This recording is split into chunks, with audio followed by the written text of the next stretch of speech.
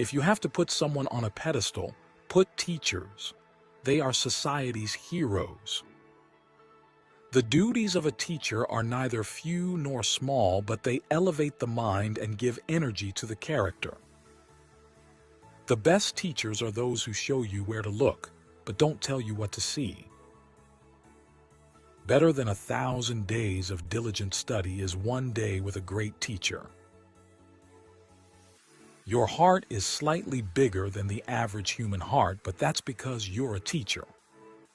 Teachers can change lives with just the right mix of chalk and challenges. Teaching is the greatest act of optimism.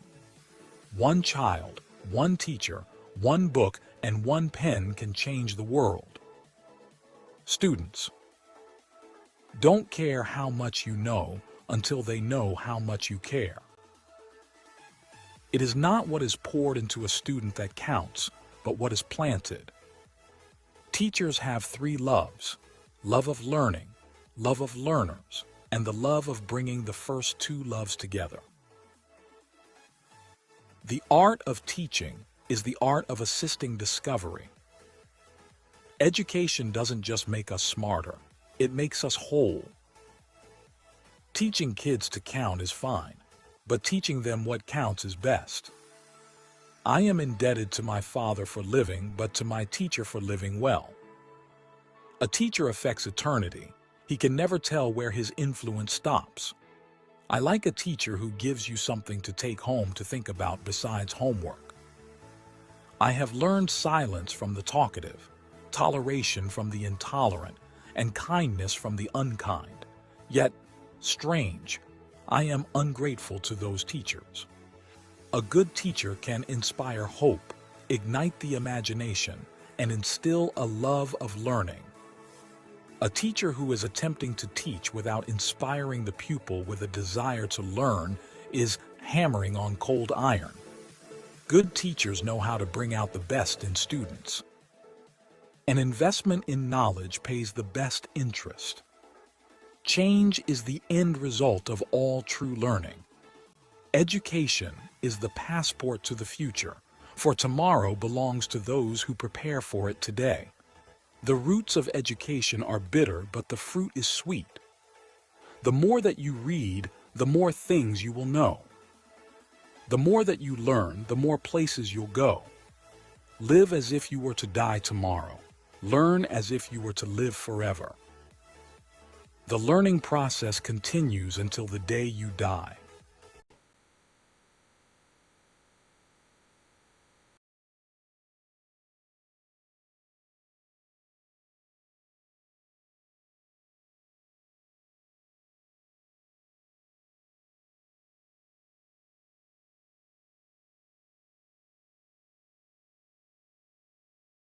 Good evening, everybody.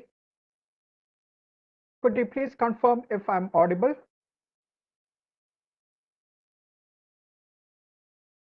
You are. Yes. Thank you. Thank you.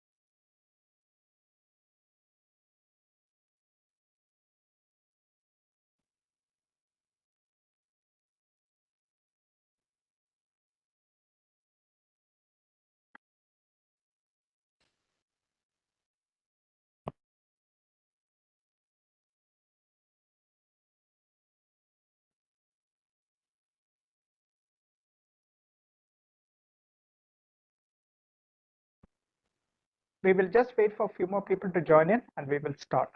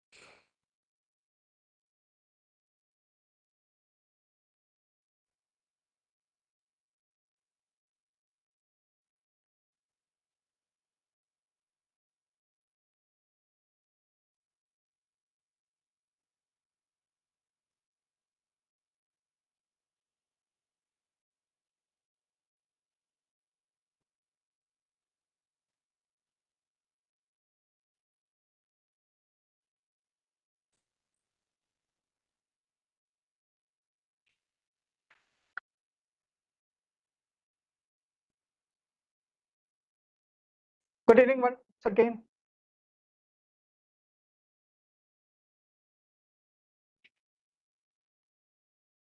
Thank you all for registering and attending this national level online faculty development program on outcome-based education and application of generative AI in teaching and research, organized by the Internal Quality Assurance Cell, the IQAC of Gauhati University, Assam, in association with IPSR Solutions Limited. We would like to welcome today Professor Pratap Jyoti Handik, Honorable Vice Chancellor, Gauhati University, Professor Baban Tanti, Director, IQAC, Gauhati University, Professor Drupajyoti Saharia, Deputy Director, IQAC, Gauhati University, Professor Padmini Bhuyan Bora, Coordinator, FTP on OBE and Generative AI, Gauhati University, Dr. Mendes Jacob, Professor and Director, MCA, Marine College, Kutikanam Autonomous, MD and CEO, IPSR Solutions Limited, Dr. Sunil Job, Associate Professor and Director, Educational Research and Development, Marine College, Kutikanam Autonomous, Chief of Academics, IPSR Solutions Limited, who will also be the resource person today. Dr. Suresh Nambudri, Director, SPO Technologies, Pune, who will be a resource person on one of the days. Dr. Thomas Verghese, MSc, MEd, PhD, Chair, Finance Program, J.R. Shaw School of Business, Northern Alberta Institute of Technology, Canada. He will be also a resource person on one of the days. Dr. Joby Syriac, MA, B.Ed, PhD, Vice Principal and IQAC Coordinator, Marine College, Kutikanam Autonomous, who will also be one of the resource persons in the coming days. And we would like to welcome all the FTP resource persons, managers, directors, principals, vice principals, representatives from management, HODs, IQAC coordinators, and all faculty members. Now, about this FTP, this will be a one-week FTP program with live sessions from 7 p.m. to 9 p.m. And we expect you to be present on all the days. Fee for the LMS access and processing of certificate is rupees 400. All the participants who are paid the processing fee will receive the LMS access. The video recording for all the days and the provision to download your FTP completion certificate. The procedure for receiving the certificate will be informed to you towards the end of the FTP. If any of you are yet to make the payment, you can make the payment of rupees 400 to the account details I will shortly put in the chat. If you are unable to attend any of the live sessions, they will be available in the LMS. We have shared the LMS access details through email to those who have shared the payment proof in WhatsApp till yesterday. Those who have shared the payment proof in WhatsApp today will receive the LMS access details mail by tomorrow or later in the evening today. If you have any trouble in attending the WebEx online session, you can also join the YouTube live session, the link of which I will give you in the chat now.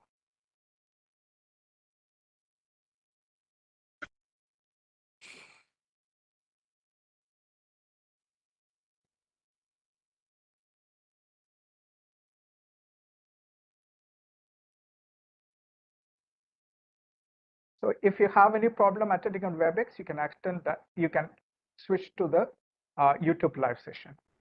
Now, my name is Sijin Jacob George. I'm working as Global Relations Manager with IPS Solutions Limited, and I will be the event moderator. Now, coming on to the introductions. First, the Gauhati University, Assam. Gauhati University is one of the premier institutions of higher education in Northeast India and one of the most sought after postgraduate institutions. They have been a top ranked institute placed within the 1.12% of all institutes as per NIF rankings for 6 years in a row, and is a NAC A grade institution in the recent NIF 2021 ranking and are placed at the top spot above all universities in Northeast India. This year, they have been selected for the prestigious NSS Award for the year 2019 to 20, which is being received by the Honorable Vice Chancellor of GU and the Program Coordinator of NSS Cell GU from the Honorable President of India at the Rashtrapati Bhavan on 24th September 2021. GU is among the 2 universities selected for this award in the entire country. Great Sanskrit scholar, Indologist and philanthropist Krishna Kanta Hindiki was the founder, Vice Chancellor of Gauhati University. Renowned alumni include well-known personalities such as Padma Shri Dr. Jitendra Nath Goswami, an alumnus of the physics department, who has been the chief scientist of Chandrayaan mission and also a Bhatnagar Awardee and the former Chief Education Commissioner Sri Harishankar Brahma. Gauhati University has been also the alma mater to other famous personalities like former Chief Ministers of Assam, Sri Prafulla Kumar Mahanta, late Sri Tarun Gogoi, Sri Sarbananda Sonowal, and present Honorable Chief Minister of Assam, Dr. Himanta Biswa Sharma. Being the oldest and the largest university in the entire Northeast, the university represents the academic and cultural background of the region on which the other academic institutions of Northeast India started the journey. Being the pioneer education institute, it extends its hand-holding support to all subsequent academic institutions in this region. Gauhati University has been serving as the think tank for development of the entire Assamese society throughout the history of the university. Now coming to the introduction about IPSR. IPSR is led by a team of academicians and entrepreneurs. IPSR is a public limited IT company with 24 plus years of expertise in software product development, training services, and web-based services. During the last 2 decades, IPSR has worked with over 500 academic organizations, including government universities, autonomous colleges, technical and non-technical institutions. IPSR's training division conducts faculty development trainings, seminars, workshops, add-on courses, corporate trainings, job-oriented training, etc. In the education, IT, and ITES domain, IPSR were the training partner for the Technical Education Quality Improvement Program, TechIP, a World Bank-assisted project executed in government engineering colleges by the Indian Ministry of HRD. IPSR is the world's leading radar training and certification partner with 37 national and international awards and produced the highest number of radar professionals in the world. So far, IPSR has trained candidates from 60 plus countries. IPSR's IT services division is a pioneer in development of academic solution products, incorporating cutting-edge technologies like artificial intelligence, data analytics, and machine learning. IPSR also offers specialized services and solutions for the educational sector, ranging from simple website to complex software applications that help to manage academic and operational activities like question paper generation, campus automation, accreditation process, NAC, NBA, etc., OBE, outcome-based education, etc. Now, before we move on to the first session of the welcome speech, I would request you, if it is possible for you all to turn on your videos for 5 seconds. We will require it to take screenshot for our documentation purpose.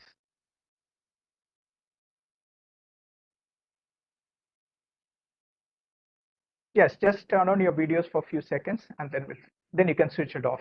Then we'll move on to the first session.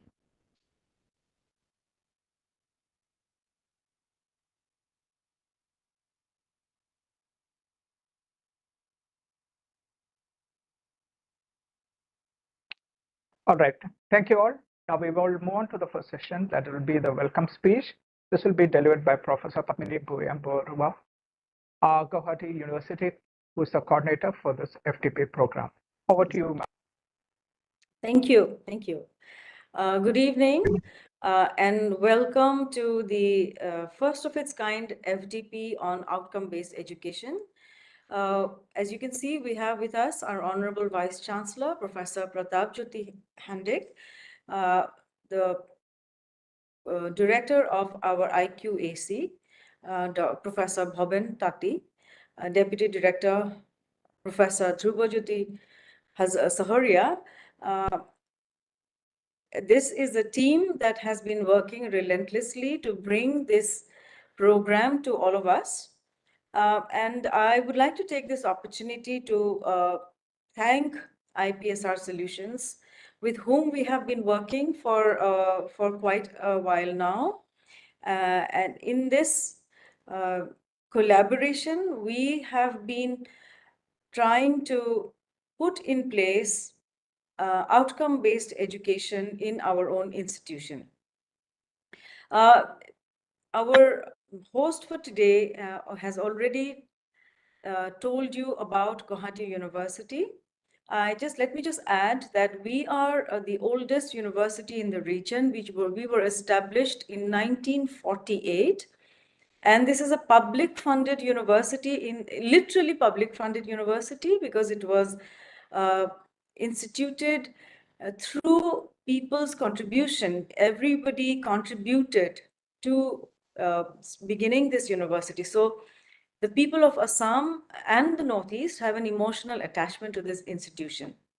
As informed to you, we are a NARC A-grade institution. We have been among the top 100 positions in the NIRF and other rankings. In the Times Higher Education ranking, we are within the first 1,000 to 1,200 institutions of the country. We are also an affiliating university. We have with us more than 300 colleges whom we mentor. These colleges serve the entire population of the Brahmaputra Valley in the southern part of Assam. And we have been pioneers, so to speak, in implementing an NEP-based curriculum and programs of study. So we know that many other institutions in the country have already implemented the NEP-based curricula. But in this region, we are the first. And one of the major components of NEP is outcome-based education, as we all know. And we have tried to implement OBE in phases. So we were the first institution of higher education in this region to have implemented OBE, to have adopted OBE. And we have so far completed revising all our syllabi and programs in the OBE mode. We have developed program outcomes, program-specific outcomes, and course outcomes for every course, every program that we offer. We are committed to providing the best possible education to our students so that we give them an opportunity to develop their cognitive, psychomotor, and affective skills, knowledge, and competencies so that they become employment ready, socially responsive, and responsible citizens of the country. In the next few days, in the next 7 days, you will be learning from experts about various phases of implementation of an outcome-based education system. You will be learning about how to redesign or design syllabi. You will be also learning how to map the outcomes that we want our students to achieve, how to map these to the assessment system. This is where the generative AI will be helpful. And we have with us an excellent team of resource persons led by Dr. Mendes Jacob. And I'm confident that in the next few days, all of us together will be equipped with the kinds of skills that we would require to put in place OBE in our own institutions. Today, we have with us many members of the Gauhati University fraternity. We have had 2,329 registered participants, which is a huge number. We are extremely encouraged that so many of you have expressed interest in this program, and we hope that the next few days are going to be fruitful. We are here to support you. So I saw a few questions in the chat box, but my colleagues from IPSR will be addressing these. And if there's anything else, we at Gauhati University would be very happy to help you. We look forward to a very engrossing and very interesting session today and in the next few days. And I thank you once again for joining us in this FTP. Thank you, everyone. Thank you, ma'am, for that welcome speech. We will move on to next the inaugural address that will be delivered by Professor Pratap Jyoti Hante, who is the Honorable Vice Chancellor, Gauhati University. Professor Dr. Pratap Jyoti has joined as Vice Chancellor of the University on 21st August 2019. He started his career at Gauhati University in the year 1992 as a faculty member and has been working as professor and head of biotechnology till his joining as Vice Chancellor. He obtained a PhD degree from Gauhati University in the year 1992. Thereafter, he did doctoral research on molecular biotechnology at Lancaster University, United Kingdom, in the laboratory of Professor J.S. Heslop Person. Professor Hendrik is one of the pioneers who worked for the development of biotechnology in Assam as well as in Northeast India. He has been involved in frontline areas of research in biotechnology for the last 30 years. He was awarded the prestigious Biotechnology Overseas Associateship Award 2004-2005 by the DBT, New Delhi. He has published over 150 research papers in national and international referred journals, over 45 book chapters. He has also contributed a good number of literary articles, stories, and poems and popular science articles in Assamese and English language.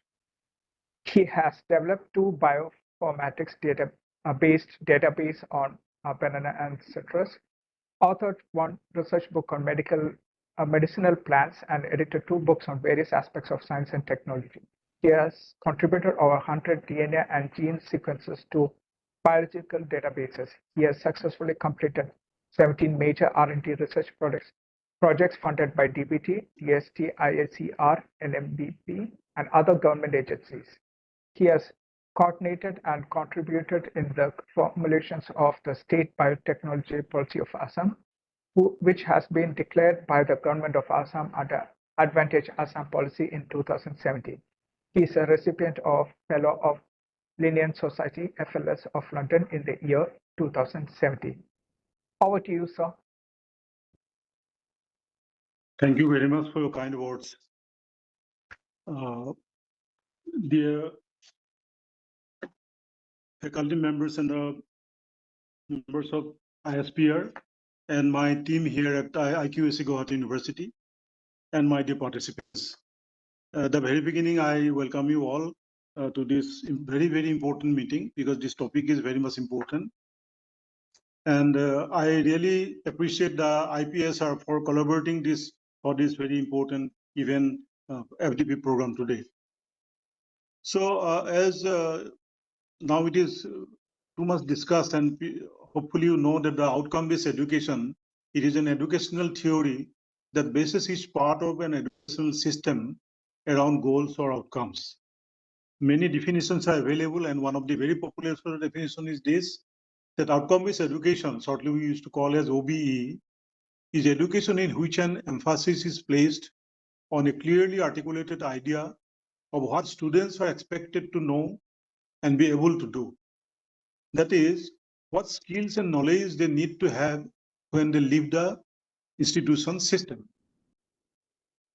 Outcome-based education is a student-centric teaching and learning methodology in which the course delivery and assessment are planned to achieve stated objectives and outcomes. It focuses on measuring students' performance, that is outcome at different level. That is the main idea or method. Then OBE focuses on results rather than learning processes. So this is important that we mainly focuses on the results, and the students are given clear objectives and regular evaluations of progress, and they receive personalized feedback on how well they have achieved those goals. Even long back in 1944, SPEDI has identified some 4 principles of attaining OBE, outcome-based education, through the curriculum. There are certain principles, 4 principles available. These principles, first one is the clarity of focus. The educators must be clearly focused on what they want their learners to understand and be able to do.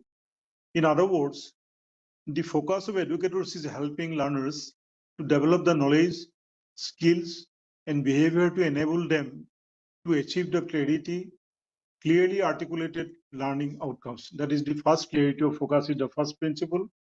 The second one is the designing down. So what is designing down? The design of the curriculum must itself contain an appropriate definition of the intended learning outcomes that learners are to achieve by the end of the program. This in turn will lead to all instructional delivery decisions to ensure this desired end result. So under NEP 2020, all syllabuses and courses we are planning this way. Then high expectation is the third principle. So this principle, the educators are expected to establish challenging standards of high performance in order to encourage the learners to engage deeply in what they are learning. This act of educators promotes their more successful learning. So this is the third principle, high expectations. Then also the final principles, we have expanded opportunities. So based on this idea that not all learners can learn the same concept in the same style, in the same duration. Thus, educators must strive to provide expanded opportunities for the learners. So now it is well noted that most learners can achieve very high standards of if provided appropriate opportunities timely. We have to take care of all these principles. So now on the basis of these principles, one can define outcome-based education as a student-centric teaching and learning methodology in which the instruction, delivery, and assessment are planned to achieve stated objectives and outcomes. As this FDP has been designed to discuss and impart training on outcome-based education and also application of generative AI in teaching and learning.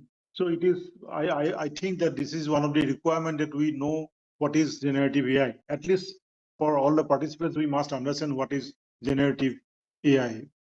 So generative artificial intelligence, shortly called as generative AI, is a type of conversations, stories, images, videos, and music.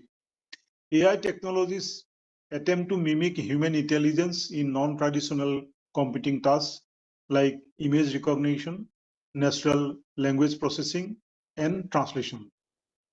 Generative AI is the next steps in artificial intelligence. One can train it to learn human language, programming language, art, chemistry, biology, or any complex subject matter. It reuses training data to solve new problems. For example, it can learn English vocabulary and create a poem from the words it possesses. Your organization can use generative AI for various purposes like chatbots, media creations, and product development and design. So, but why AI is important? Why generative AI is important? There are answers. The generative AI applications like ChatGPT have captured widespread attention and imagination.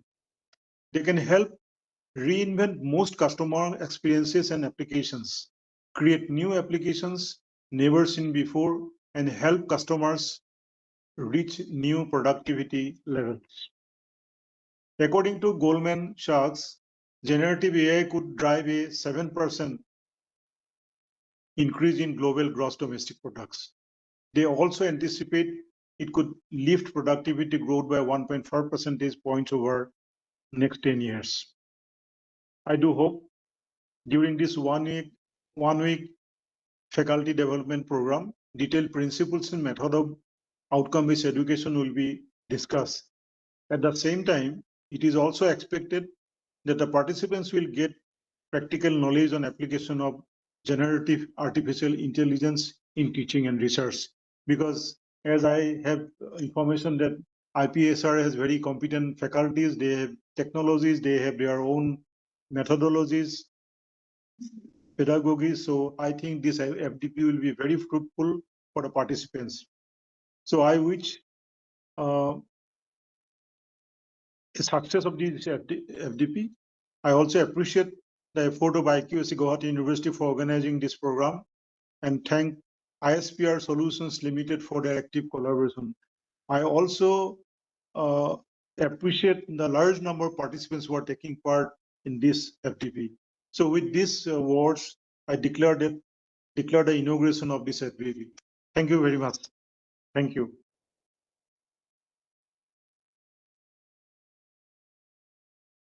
Thank you very much.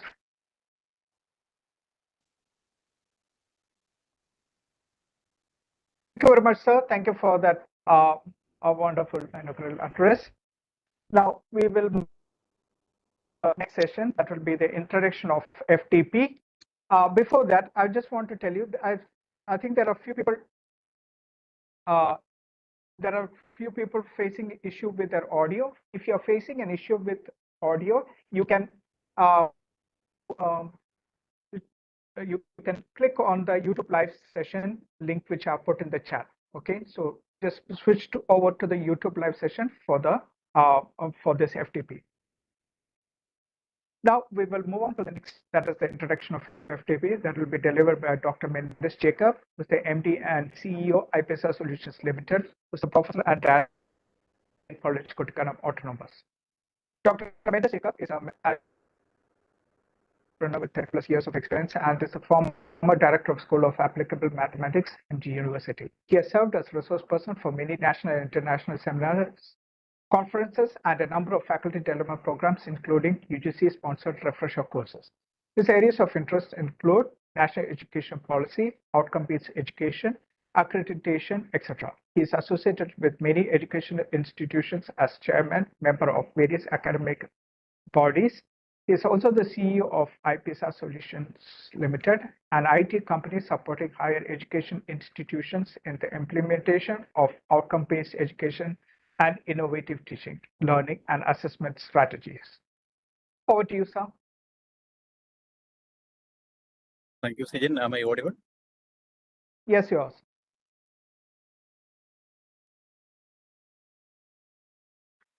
Dear respected Professor Pratap Jyoti Antique, the Honorable Vice Chancellor of Gauhati University, Professor Babin Gandhi, the IQC Director, Professor Padmini Borua, the coordinator of this FTP program, Professor Saharia, the Deputy Director of IQAC, and all distinguished guests, professors, and participants of this faculty development program.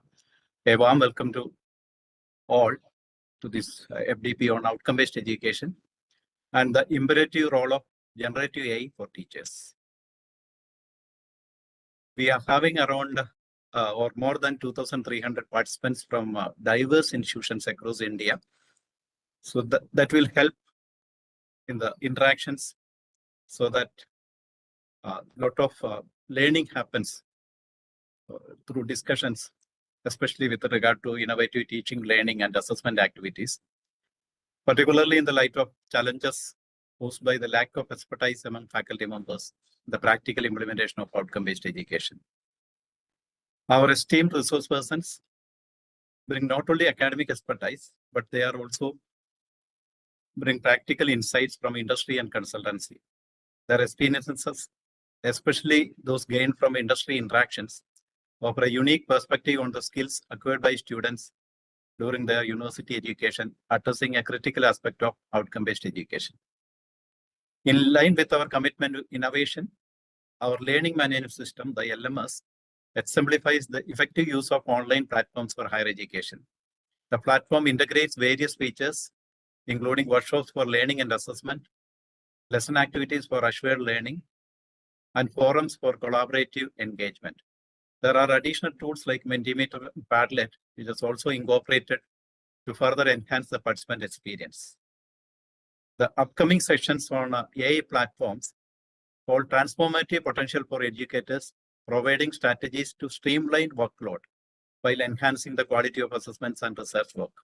There is a common feeling that the workload of the teachers will increase when the OBE is implemented. And we can reduce the workload by implementing proper generative AI tools or platforms. I'm also pleased to announce that all the paid participants will receive a complimentary access to questionpaper.ai, that is an innovative platform developed by our company only for facilitating the generation of course outcomes and the creation of quality assessments and the question purpose. So you can use it and you can experience that difference. To ensure a comprehensive learning experience, we have structured the FDP with a balanced approach. Approximately 30% of the topics will be covered through live sections, fostering real-time engagement, while the remaining 70% will be delivered through our learning management system. This design allows participants to learn at their own pace with embedded tasks and assignments for a hands-on experience. LMS access will be extended for an additional 10 days after the live sessions, promoting continued learning flexibility. I'm delighted to acknowledge the support of Gauhati University for the conduct of this FTP, and we express our sincere gratitude to Professor Pratap Jyoti Handik, the Honorable Vice Chancellor, Professor Baban Tandi, the IPSR Director, Professor Padmini Bhuyan, the Coordinator of the FTP program, Professor Saharia, the Deputy Director of IPSR, and all the esteemed faculty members, deans, professors of the Gauhati University. I acknowledge the hard work of Mr. Jaimon Kyriakos, Mr. Sijin George, and the entire technical team consisting of 15+ members was worked day and night to make this event a reality. During the coming days, the participants will also get their support. And I'm here to share the FDP schedule, and also I will share the LMS. So what all things are there in the LMS, you can just experience it. First of all, I will share the schedule of this FDP program. I'll share the screen. So this screen is visible. So this is the schedule of the program. Today we have the inauguration program. And after that, there is a section by Dr. Sunil Job that is regarding learning domains. And on day 2, that is tomorrow, that's on Friday, another section on architecture of OBE, that is again by Dr. Sunil Job. And on day 3, that is on April 19th, there is a section by Dr. Thomas Verghese. He is a chair of School of Business in Albertine University. He will share the experience of the implementation of OBE in their university and also some best practices. And on April 20th, we have a section on mapping of outcomes, calculation of attainment, and analytical reports.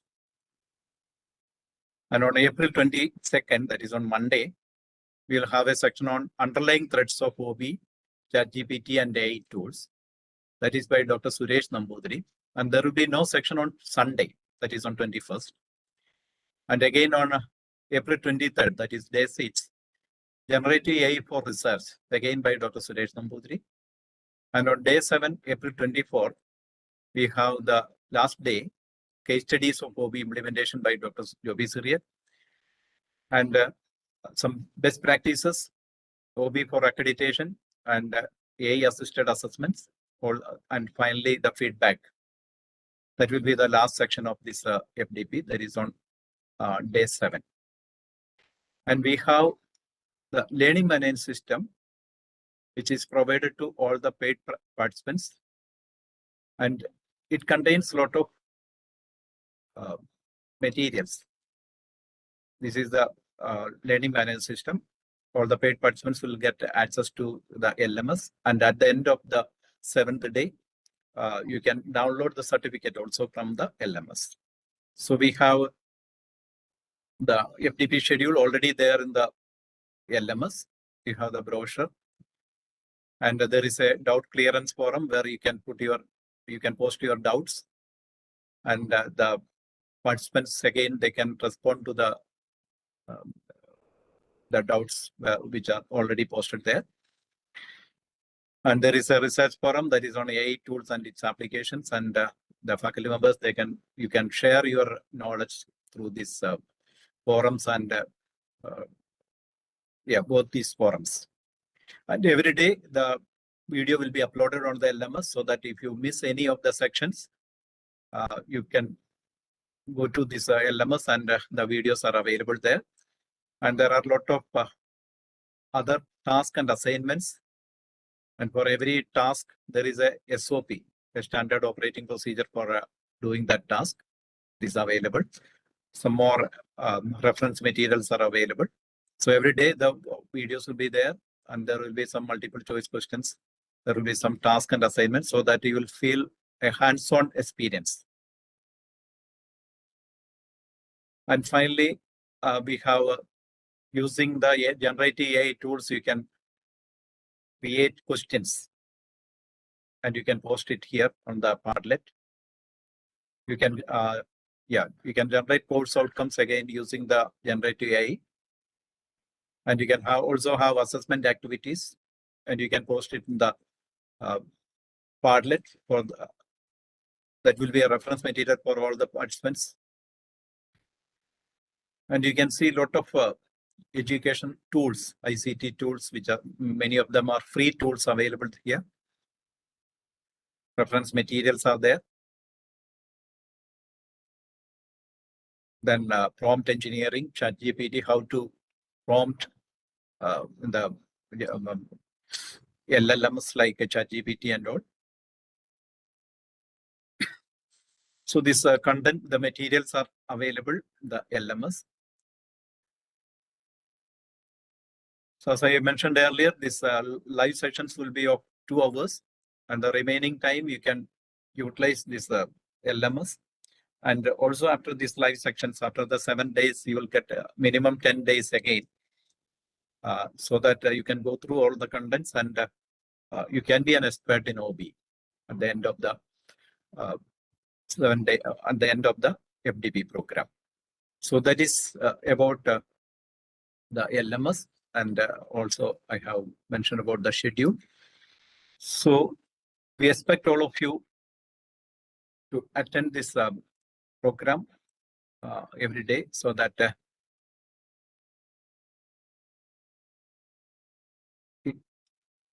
it will help for implementing outcome-based education in your institutions.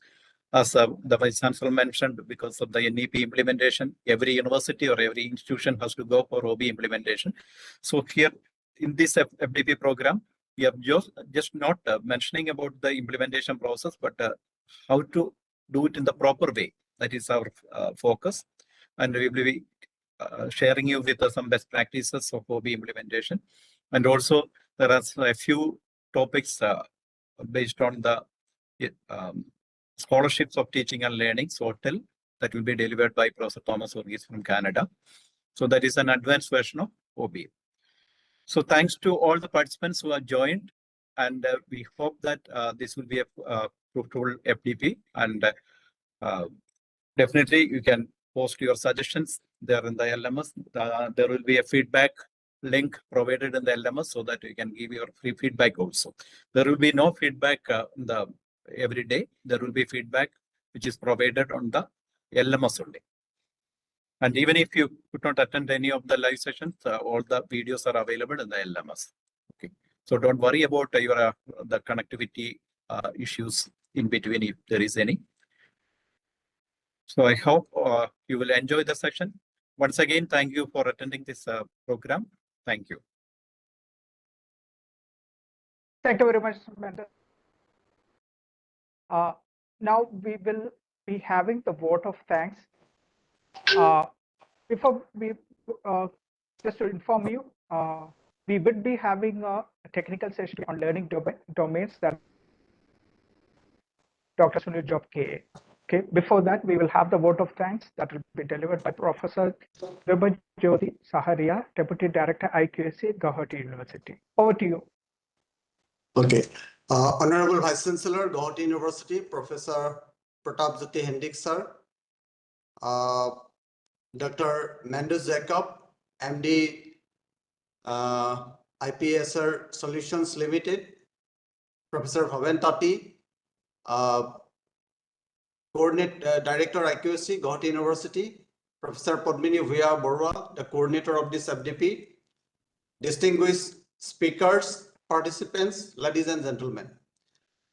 I, on behalf of Gauhati University and IPSR Solutions, it is with profound gratitude that I extend my sincerest thanks to each and every one of you for gracing us with this, with your presence and contributing to the success of this FDP on outcome-based education and application of generative AI in teaching and research. We are immensely honored to have enriched by the wisdom and insight shared by our distinguished speakers. I extend our heartfelt appreciation to Professor Padmini Bhuya Barua for delivering the warm and inspiring welcome speech, setting the tone for this significant gathering. Our sincere gratitude goes to Honorable Vice Chancellor of Gauhati University, Professor Pratap Jyoti Hendik, for gracing this occasion with his esteemed presence and delivering an enlightening inaugural speech, guiding us with his vision and wisdom. I would also like to extend our heartfelt thanks to Dr. Mandus Jacob, MD and CEO of IPSR Solutions Limited, for his valuable introduction to the FDP, providing us with the invaluable insights into the program's objective and significance. I'd be failing in my duties if I don't mention the name of Professor Bhaventati, the Director IQAC, Gauhati University, who have been the guiding force behind organizing this FDP in Gauhati University.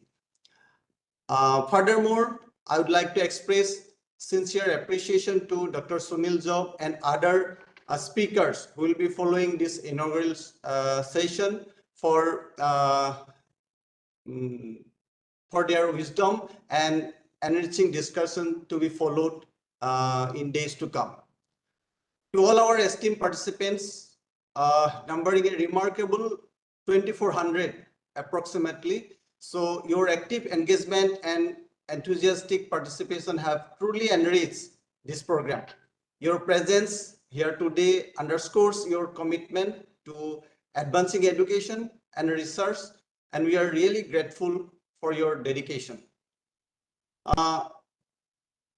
I sincerely appreciate Serene Jacob George for nicely moderating this event. And lastly, I would like to express our gratitude once again to everyone who have made this FDP a remarkable and memorable and enriching experience. Your commitment to excellence in education and research is truly commendable, and we look forward to continuing our collective journey towards greater knowledge and innovation. Thank you very much. Thank you, sir. Thank you for the word of thanks. Now, we will move on to the technical session for today. That will be on learning domains. It will be delivered by Dr. Sunil Job Kehe, who's the Chief of Academic Solutions, IPSR, also the Associate Professor and Director, Educational Research and Development, Marine College, Kotikanam, Autonomous. Dr. Sunil Job has 30+ years of experience in teaching and 10+ years in corporate consultancy. He holds a PhD in mathematical education and has been an associate professor at MG University, College of Teacher Education from 1999. He has started his career as a student professor at Carmela Rani Training College, Kollam. He has served as visiting team member of NCTE for grant of recognition as a resource person for the Affiliation Renewal Committee of MG University. And he's also an active blogger in cutting-edge technologies in IT, education, and data science. Dr. Job has also published many articles in National Journal and authored many academic books and a reference manual in mathematics. He has served as a resource person for a number of faculty development programs in outcome-based education, data science, e-learning, etc. Currently, he's serving as Associate Professor and Director, Educational Research and Development, Marine College, Kotikanam Autonomous, and Chief of Academics, IPSR Solutions Limited. Over to you, sir.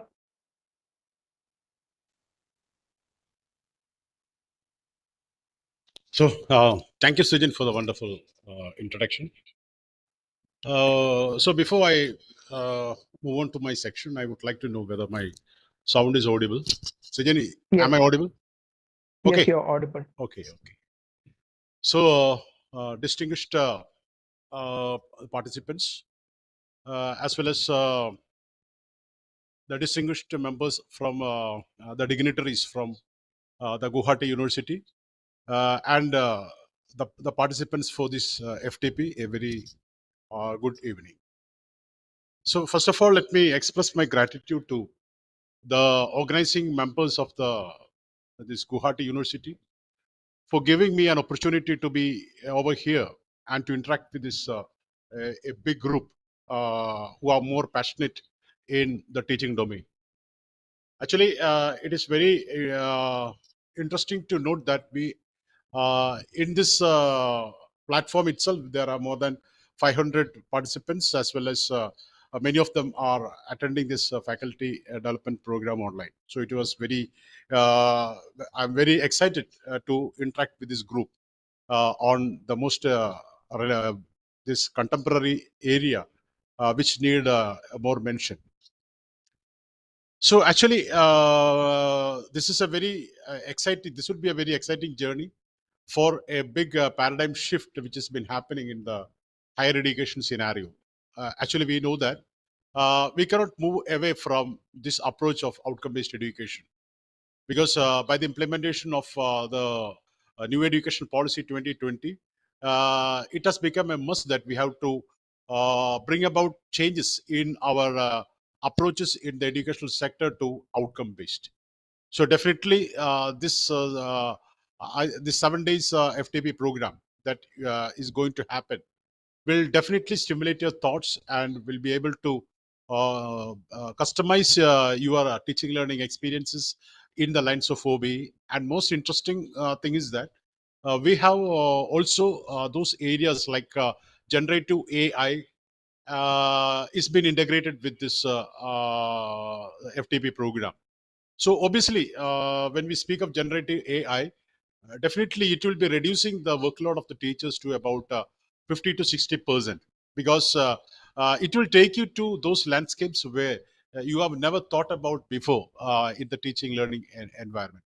So how to tap out the benefit of this generative AI and to make our teaching learning environment more fruitful will be definitely discussed throughout this FTP program. And more than that, we will be just analyzing on how to integrate the possibility of generative AI in outcome-based education, so that we can implement the outcome-based education in its best way. And Dr. Mendes Jacob has given a very beautiful introduction on what is going to happen over these 7 days of FTP. Definitely, as sir has mentioned, that what will be happening here from 7 to 9 in the in a live mode will contribute to about 30 to 40% of our of the content that you can get from about our outcome-based education. And the real life of the outcome-based education, or the real hands-on activities that you can experience and explore is showcased in the LMS. So what I meant is that those who have availed the LMS facility, I request them to make the maximum utilization of that, because a lot of task which has been showcased in that LMS is quite relevant for you for the real implementation of outcome-based education. And also that there are a lot of content also there, like white paper regarding this outcome-based education, the assessment strategies, a lot of other collateral railing content is been there, which will really enrich your journey. So definitely, I always remind it prior, because after going through this section, and only at the later stage, if you only go into the LMS, you will really feel that you have lost a lot of opportunity, which has been, actually it is a hidden treasure, a treasure trove for that outcome-based education. So as as it has been announced, this is definitely the first section where we will start our discussions with the learning domain. Actually, we were conducting a lot of faculty development program, both online and offline, throughout the India. Especially through offline sections are mostly we are going around South India, and even a few of the states of North India also we are going this for offline sections. And in almost all the offline sections, or whether it is offline and online, we start with the learning domain, because to a greater extent, it will be just like the heart of the outcome-based education. If you have a very clear concept about the learning domain, definitely, especially learning domain, which has been highlighted through Bloom's taxonomy, that is what we are going to discuss for today in this segment. That knowledge about the Bloom's taxonomy will be something very important for you at every phases of this outcome implementation of outcome-based education. When I mean every phases, we can divide that outcome-based education implementation into 3 phases.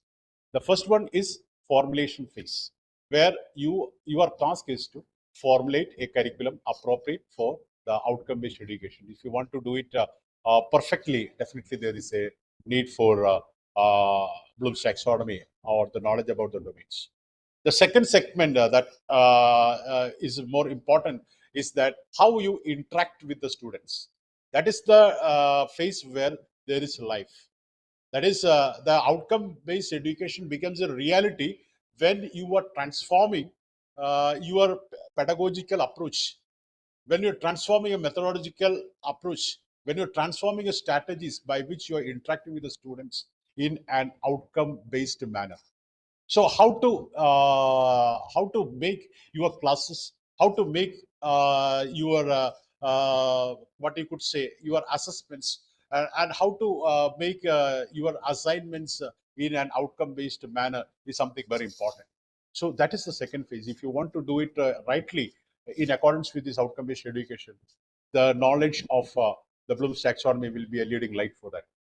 And the last phase, that is the post-active phase, which is the assessment phase. Assessment in the same sense, summative assessment, the examinations. If you want to make a really well, a really good exams in the lines of outcome-based education, there also you need the knowledge of Bloom's taxonomy. So obviously, the Bloom's taxonomy will be spanning the outcome-based education at whether it is at the first phase, that is the formulation, whether it is at the interactive phase, or whether it is at the post-active phase, which is the assessment phase. Bloom's taxonomy is a must. So obviously, I'm sure that most of you will be familiar with Bloom's taxonomy, but still, let it be a revisit. Let it be a revisit, because it is of that important, that Bloom's taxonomy, and that will be helping you so much in your journey in the outcome-based education, as well as in your teaching learning, in order to generate a very good environment of teaching learning. This is something, a prelude for your activities. So I have got few slides to share with you. So I will first share the slides, and we can go into the sections. Okay. So let me first share.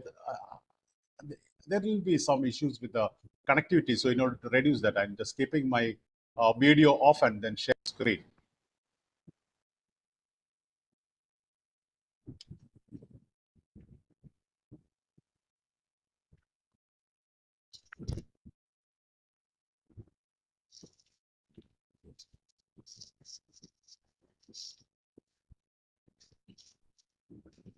So before we start, okay, Sijin, the same question I will be like to repeat.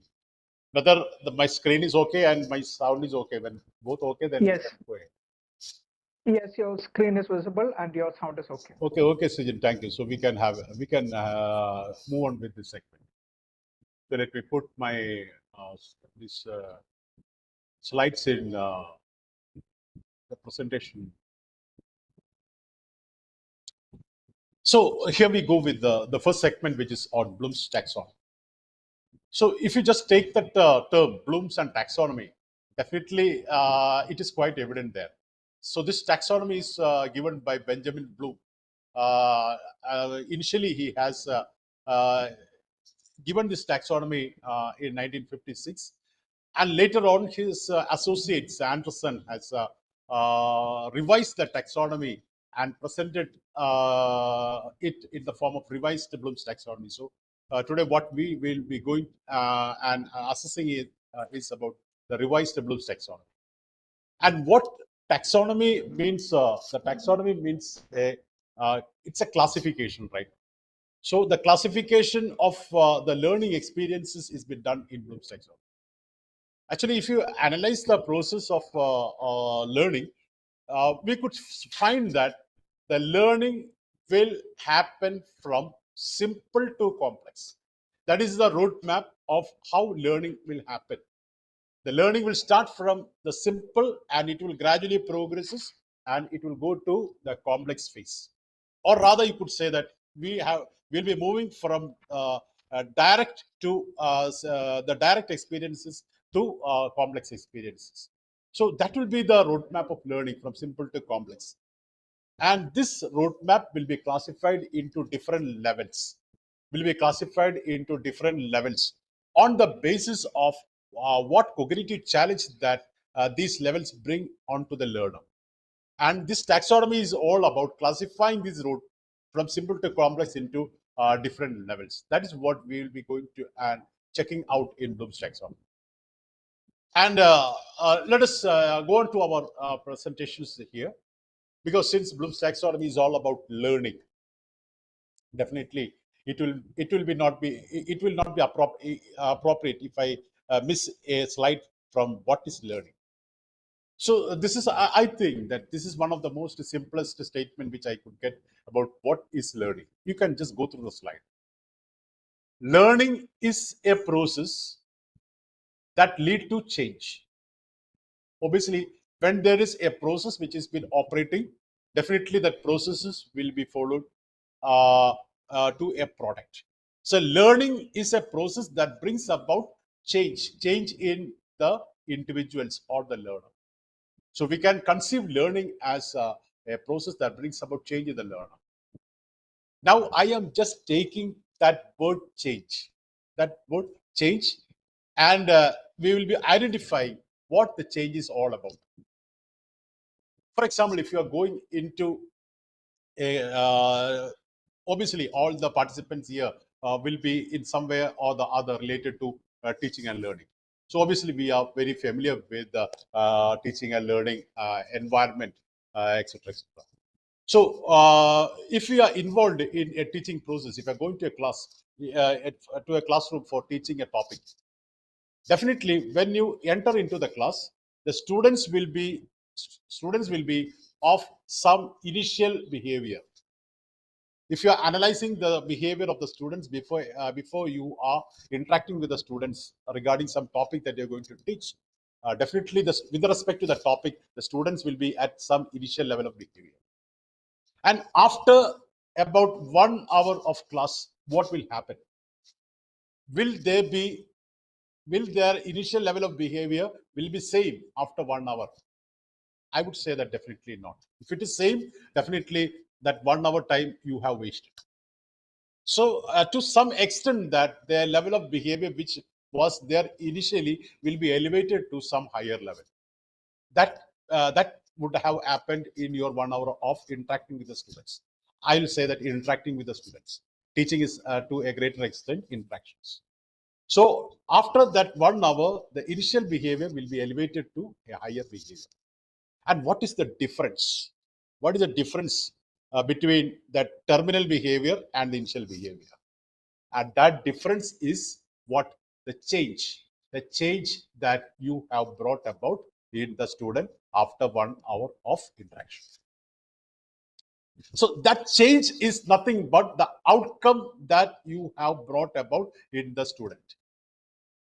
So when we are coming into an outcome-based educational format, what this outcome will be prefixed first, and then you will be interacting with the students so that by the end of your class, that outcome should be met. This is the essence of outcome-based education.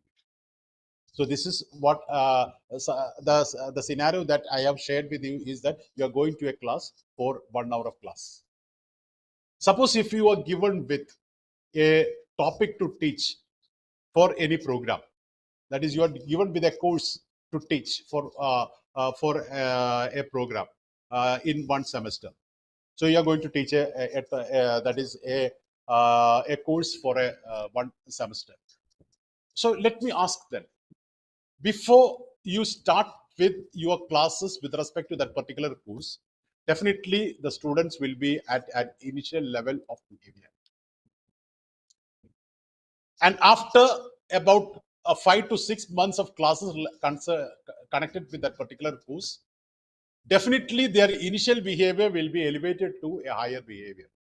Is it not? Definitely it will happen. So what is the difference?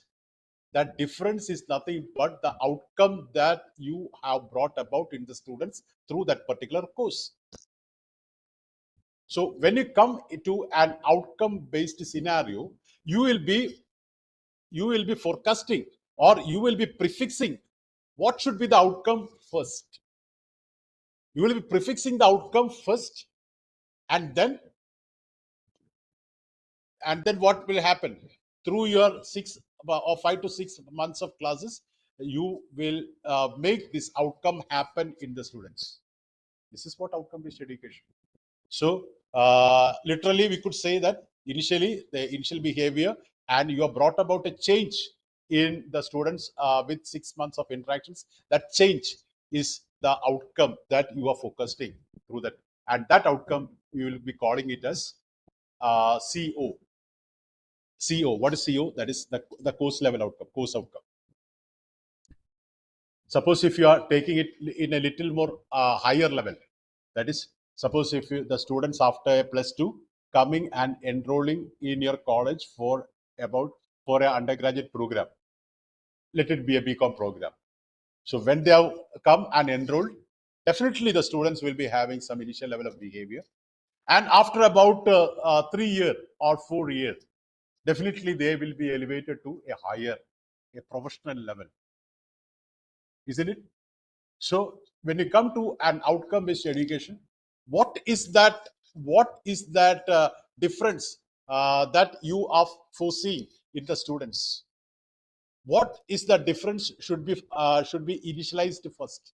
So what should be the outcome of the program should be initialized first, and through the 4-year program you should ensure that the outcome is met. So this is the essence of outcome based education. That outcome based education is this change which you are forecasting, and by the program ensuring that change has happened in the learner. That is what outcome based education in its simple sense I could say. So now I would like to little more detail about this particular change. So I told that learning is a process that brings about this change. You can take this change and we can divide this change. This change can happen in 3 ways. The first way of change is that the change can happen on the intellectual ability. The change can happen in the intellectual ability which lead, that is a change in which you think. That is, by nurturing the students with the knowledge, the change will happen in the intellectual ability, so that the change will be happening in the way in which they think and interact with respect to different activities. So the change will be in one way related to the intellectual aspects. The second area of this change is that the change will happen in the area in which we feel, how we set attitude, how we value things. The change can happen in this area. That is, one is something related to the head. I would rather say it as the intellectual thoughts.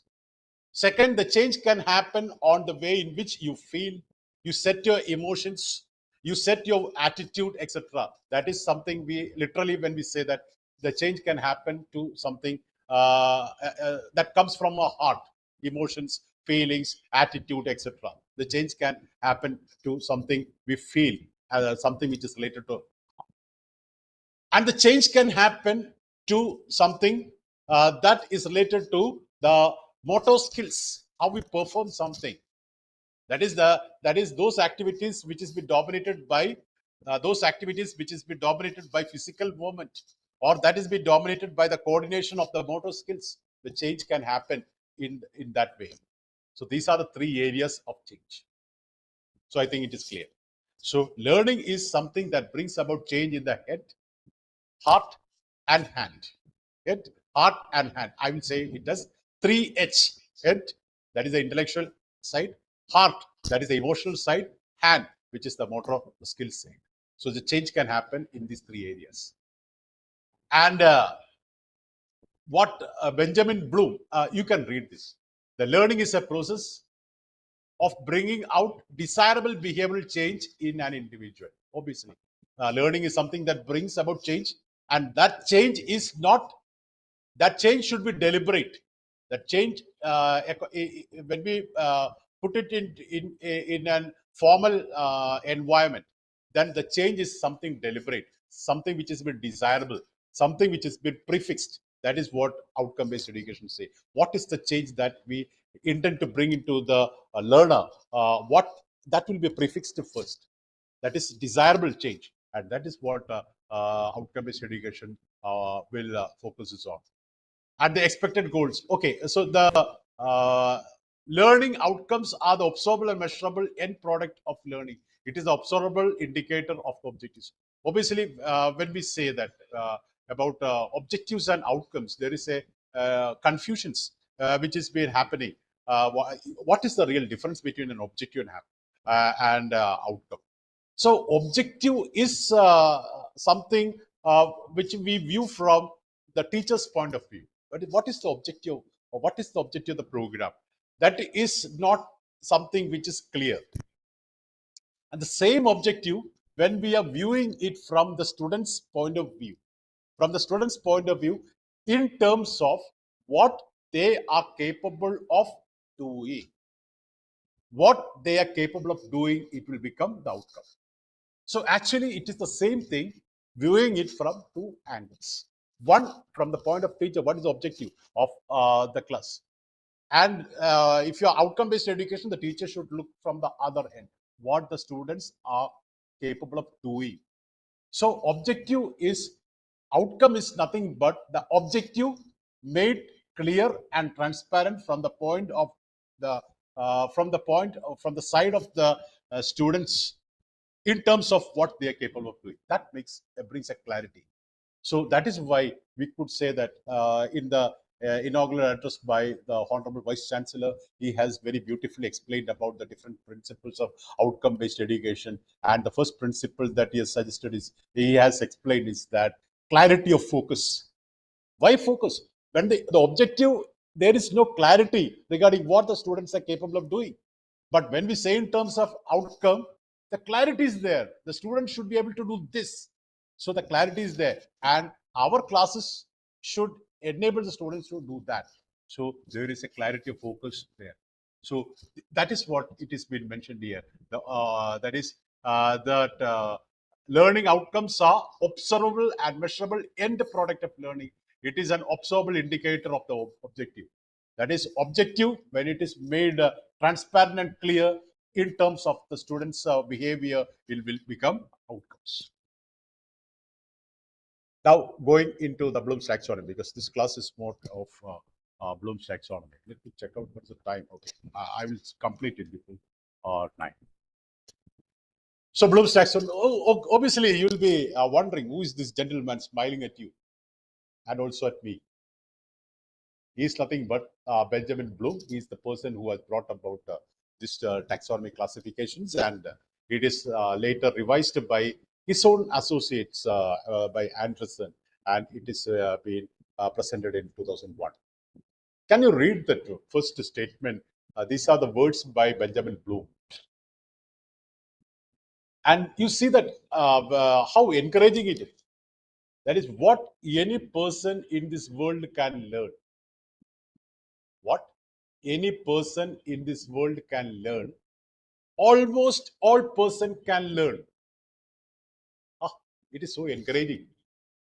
So it just brings into us, anybody can learn, provided if he is not challenged severely in some way or the other. So normally anybody can learn, isn't it? What any person in this world can learn, almost all. Almost all means those exceptions are there, those who are having some severe challenge, isn't it? Almost all person can learn, but there is an if clause. What is that? If provided with appropriate, prior, and current condition. prior and current condition. This is something very important. If you are able to make a link between a prior and current condition, if you want to teach something to the students, then there is something which is essential prerequisite, which this our present learning should be connected. That is a prior and current condition. That is why I told that learning is something that should happen from simple to complex. You have to progress step by step to the higher level.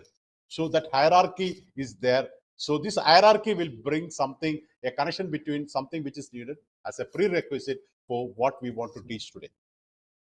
So that link should be properly bridged. Then learning will happen. Then we could say that anybody can learn.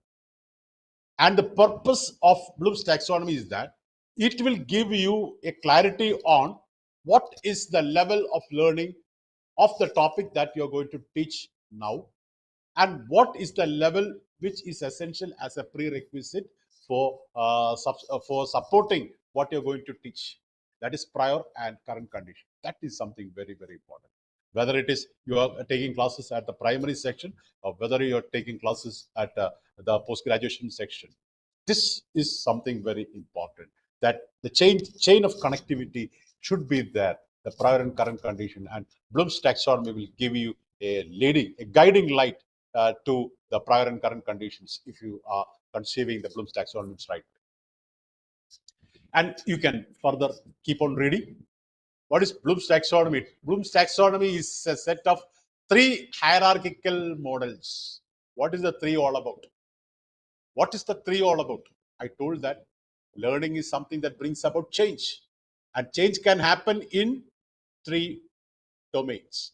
1, with respect to the head or intellectual ability. 2nd, with respect to your heart, that is the feelings and emotions. And 3rd, with respect to your hand, that is the motor skills. Isn't it? So these 3 hierarchical models, that is how learning happens in the intellectual domain. What is the roadmap of the intellectual domain, and what is the hierarchy in the intellectual domain? What is the roadmap in the domain of emotions and feelings, and how learning happens in that? So these are the 3 hierarchy all about. So that is what is specified here, isn't it? The model include the 3 include cognitive domain. Cognitive domain. What is cognitive domain? The change which happens on the intellectual ability and the skills related to the intellectual ability. That is the cognitive domain. And this domain is nurtured by knowledge. This domain is nurtured by knowledge, isn't it? So your intellectual domain, the way in which you think, will get changed when you are nurtured with knowledge. And when we are formulating curriculum, obviously we will be showcasing the knowledge component in the as a principal component in formulating the curriculum, knowledge. So for formulation of that, we did a thorough knowledge about the Bloom's cognitive domain, how learning happens in the cognitive domain. Just like food to the body, knowledge is there, will nurture the intellectual thoughts and abilities. That is it, knowledge. And the second one is that which comes from our heart, emotions, feelings, attitude. So this will be nurtured by the value system, the value that we cherish. So that will determine how you feel, your emotions will be, how you set your attitudes. All these things is related to the affective domain. And the third one is how you perform the motor skills with respect to the physical movements, which has been coordinated by the motor skills, is connected with the psychomotor domain.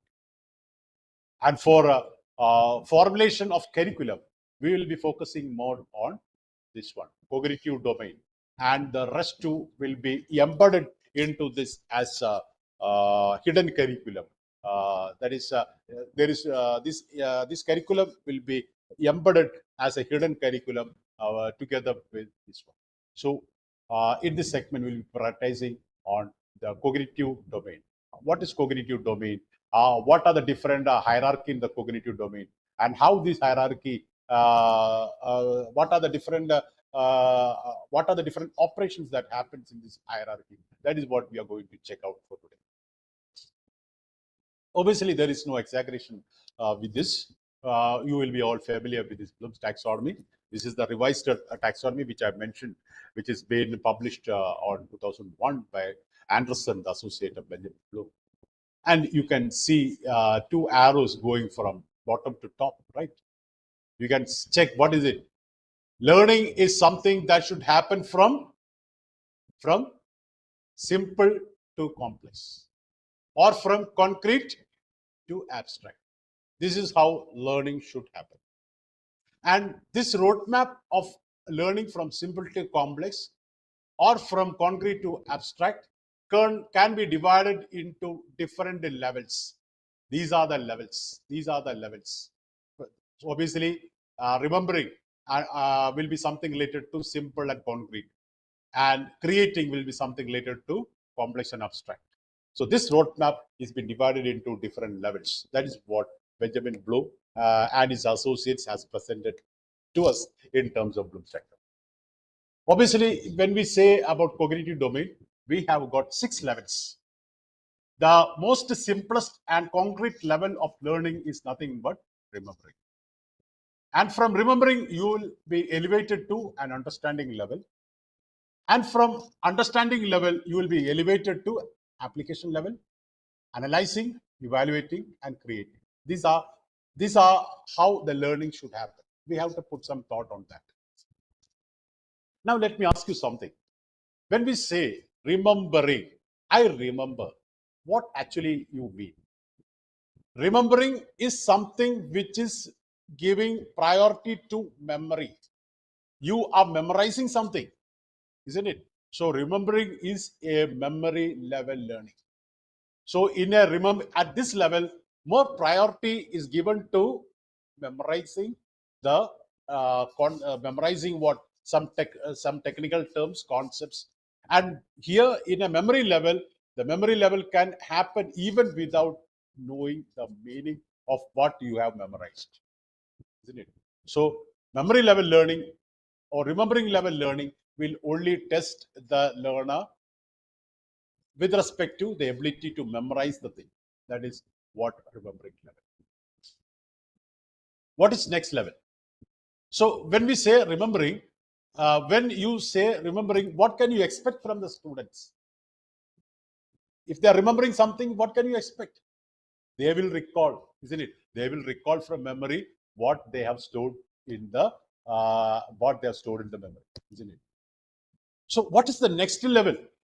Obviously, when they have stored something in the memory, obviously the next activity that will happen in them is that they will start thinking about what they have stored in the memory. Through the process of thought, they will try to bring about some meaning in what they have kept in the memory. So blind memorization will transform into meaningful memorization. Meaningful memorization. They will try to understand what is the meaning of what they have seen, what they have heard, what they have felt, and what they have stored in the memory. They will try to explore the meaning. So that is understanding level. So obviously, when we are teaching students or interacting with the students, you will teach the students different theories. You will be teaching the students different principles. You will be explaining different facts and concepts to the students. All these learnings, when the student try to understand the principle, when they really grasp the meaning of what you're taught, then definitely they will be elevated to the second level of learning, understanding level. So in the real classroom environment, what really happens is that we are trying to take the students to the second level of learning, where they are able to understand the meaning of the different principles, procedures, whatever it may be. They understand the meaning. When they understand the meaning, what can you expect from them? They will be able to explain the things very precisely. They will be able to summarize these things in a very good manner. isn't it? They will be able to describe, they will be able to illustrate the things. All these things you can expect. So obviously you can see, before they can only recall, probably they will not be able to explain. If they want to explain, they should understand. They should come to this level. But learning will not stop here. Then from this level, the students will be moving to the third level, which is application level. What is application? Application is transferring the learned concept, theories, and principles to some relevant unfamiliar situations where you are able to solve the problems. So that is application level. So all these things that the students learn should be transferred to an utilitarian domain where they are able to apply what they have learned in some real situations that helps them to make their life easy, to solve the problems related to the that they are confronting. That is application. So application means using information in another. It is not familiar situation. It is unfamiliar situations. That you learn some principles, you learn some mathematics, and by using that mathematics, you are able to solve some problems of your computation in the real life scenario. Obviously, that will transfer to an application level. So that is application level. And what is next? Analyzing. I would like rather would say that it is a higher order application. So what happens in analyzing?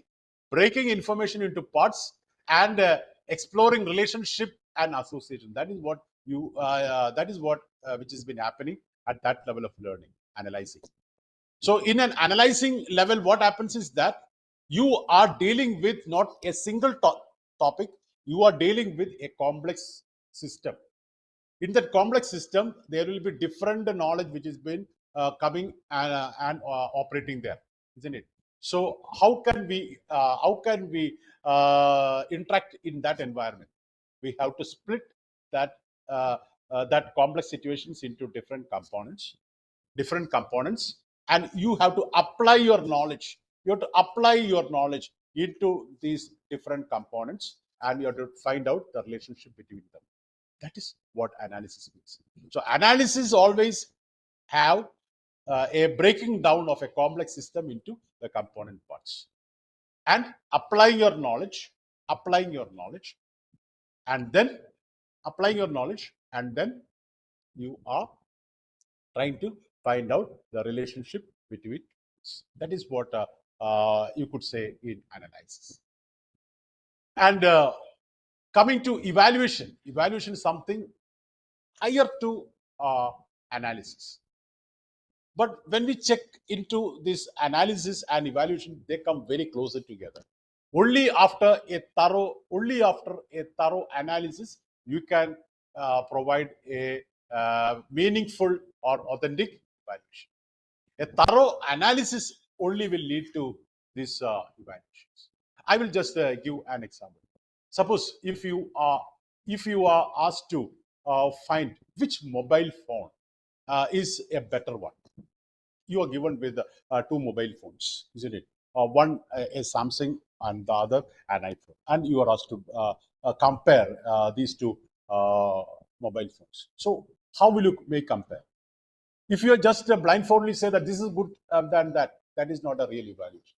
If you want to evaluate, what you have to do, you have to analyze these two mobile phones in a better way. So how to analyze? You have to break down. That means you should not break that phone. You have to break down its functionalities into different components. First functionality, you can just break down the cost of first one, the cost of second one, isn't it? Then battery life of first one, battery life of second one. Then that resolution, the pixels, the camera pixels. Likewise, you can just divide it into.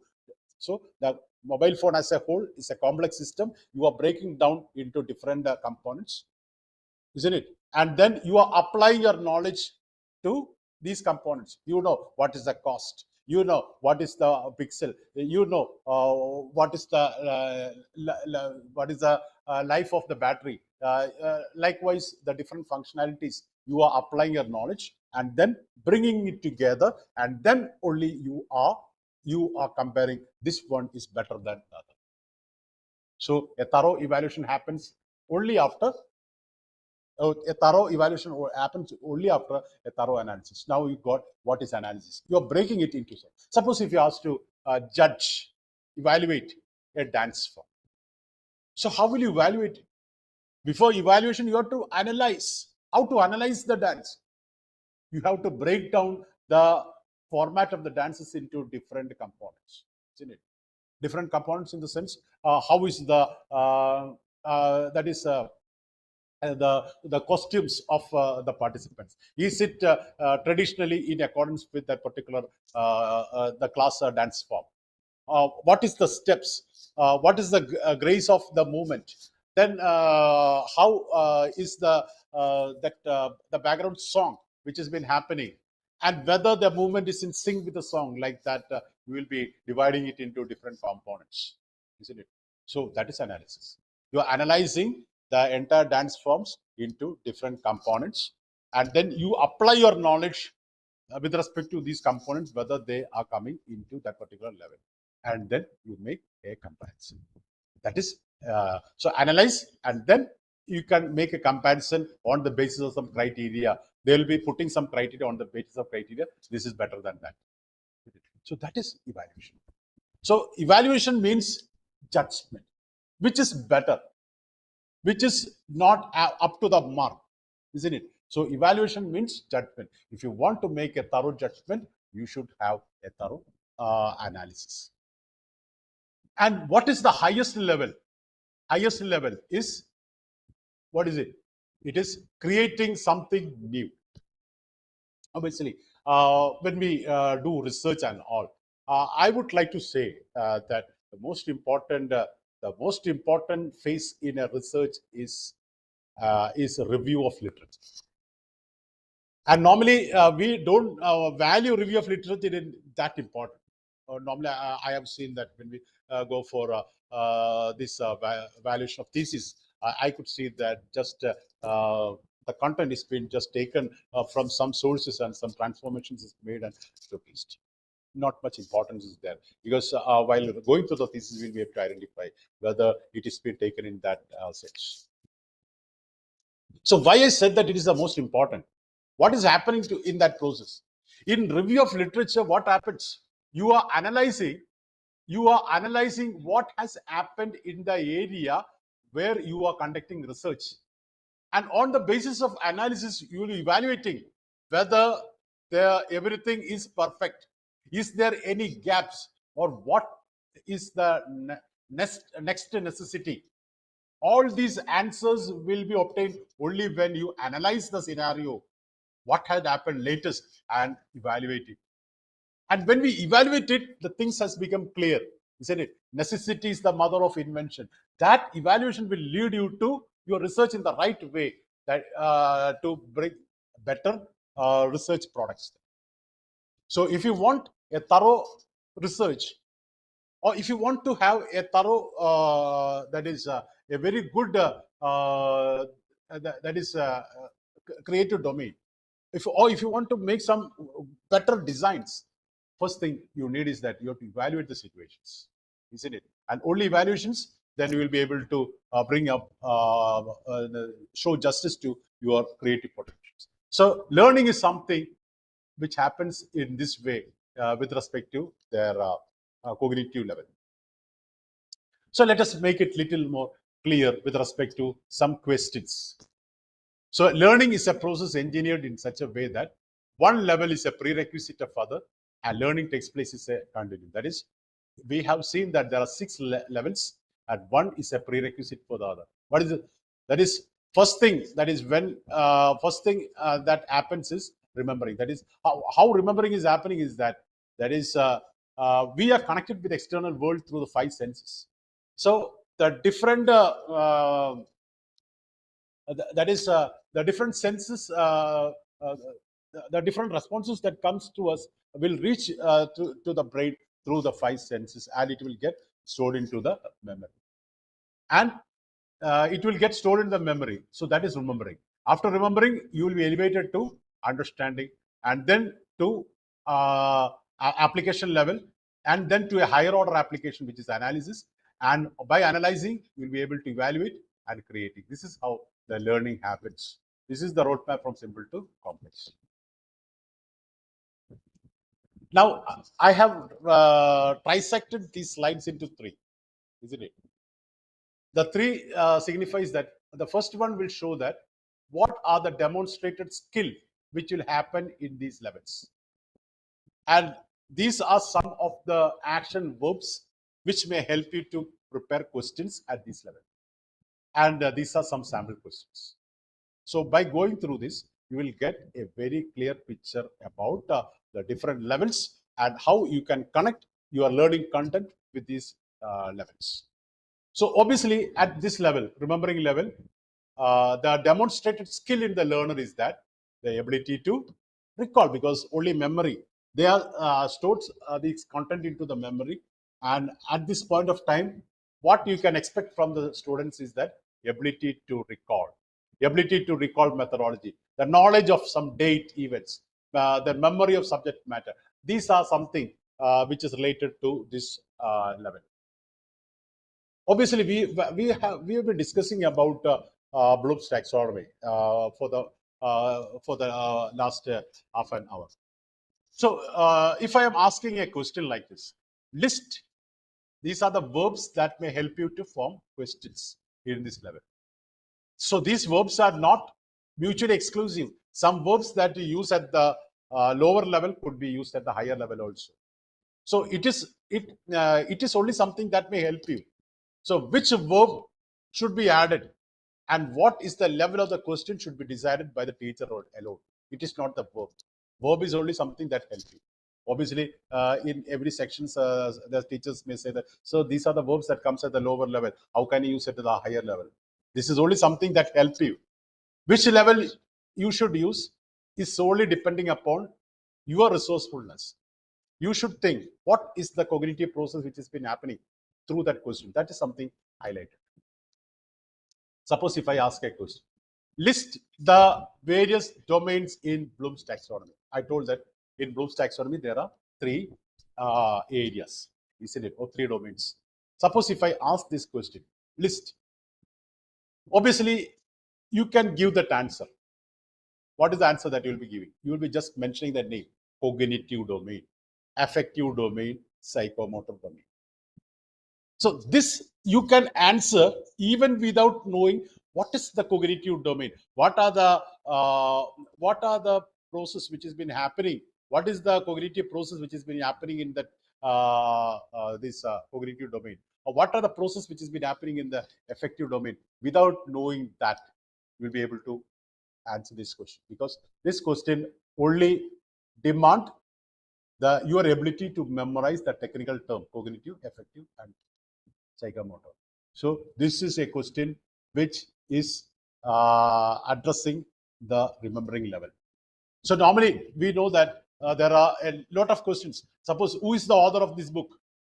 Isn't it? You are giving a book, Othello. Who is the author of Othello?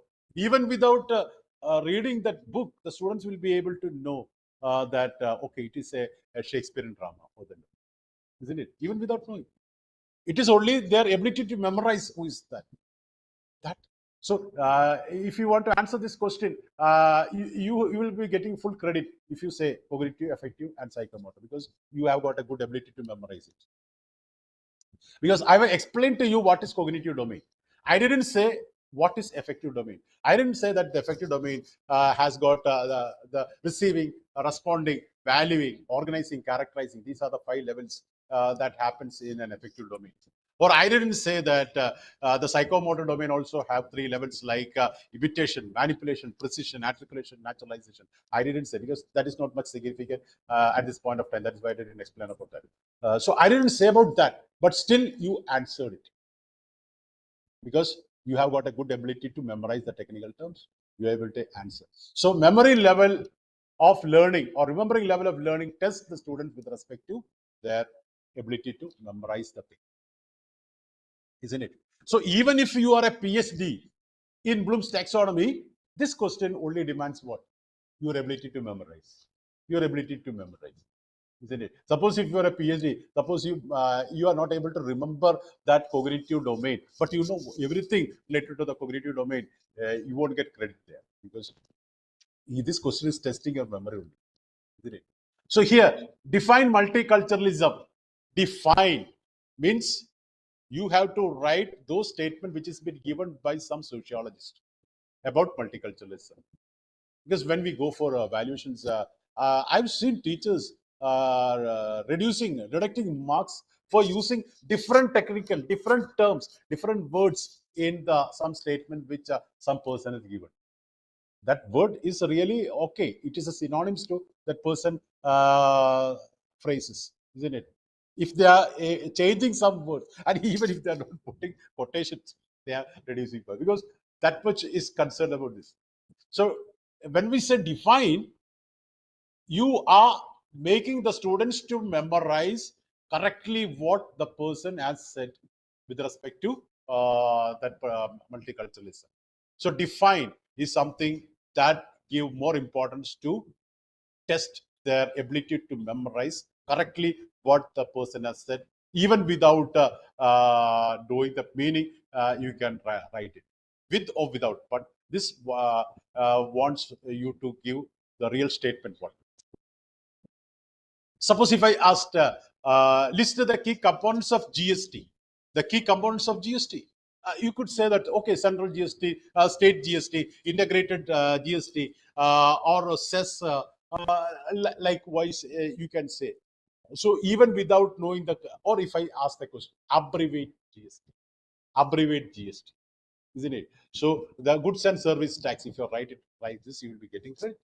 So even without knowing what is GST, how to calculate this GST, you will be able to answer this question. So these types of questions are something related to the remembering level, testing the memory of it. Now going to the next level, understanding level. Here, similarly, there are three. I've trisected these slides into three areas. One, what are the demonstrated skill at the remembering, at the understanding level? What the students, what will happen in the students? They will understand the meaning, isn't it? They grasp the meaning. They are able to interpret the fact. They are able to associate the concepts because they know the meaning. So these are the some cognitive process which happens in the students at that level. And these are some of the verbs that helps you to frame questions at this level, right? So first question throughout I've taken from Bloom's taxonomy, because we have been discussing about Bloom's standard. Before I ask list, now I am asking you a question. Explain the various levels of learning in cognitive domain. So I've explained to you that the cognitive domain has got three levels: remembering, understanding, what happens at remembering level. So if you really understood what I've said, you'll be able to explain it correctly. So if you are able to explain it correctly, that means you have reached the second level of learning. Second level of. Before I asked regarding multiculturalism, I asked define. So you are restricted to the words of some sociologist.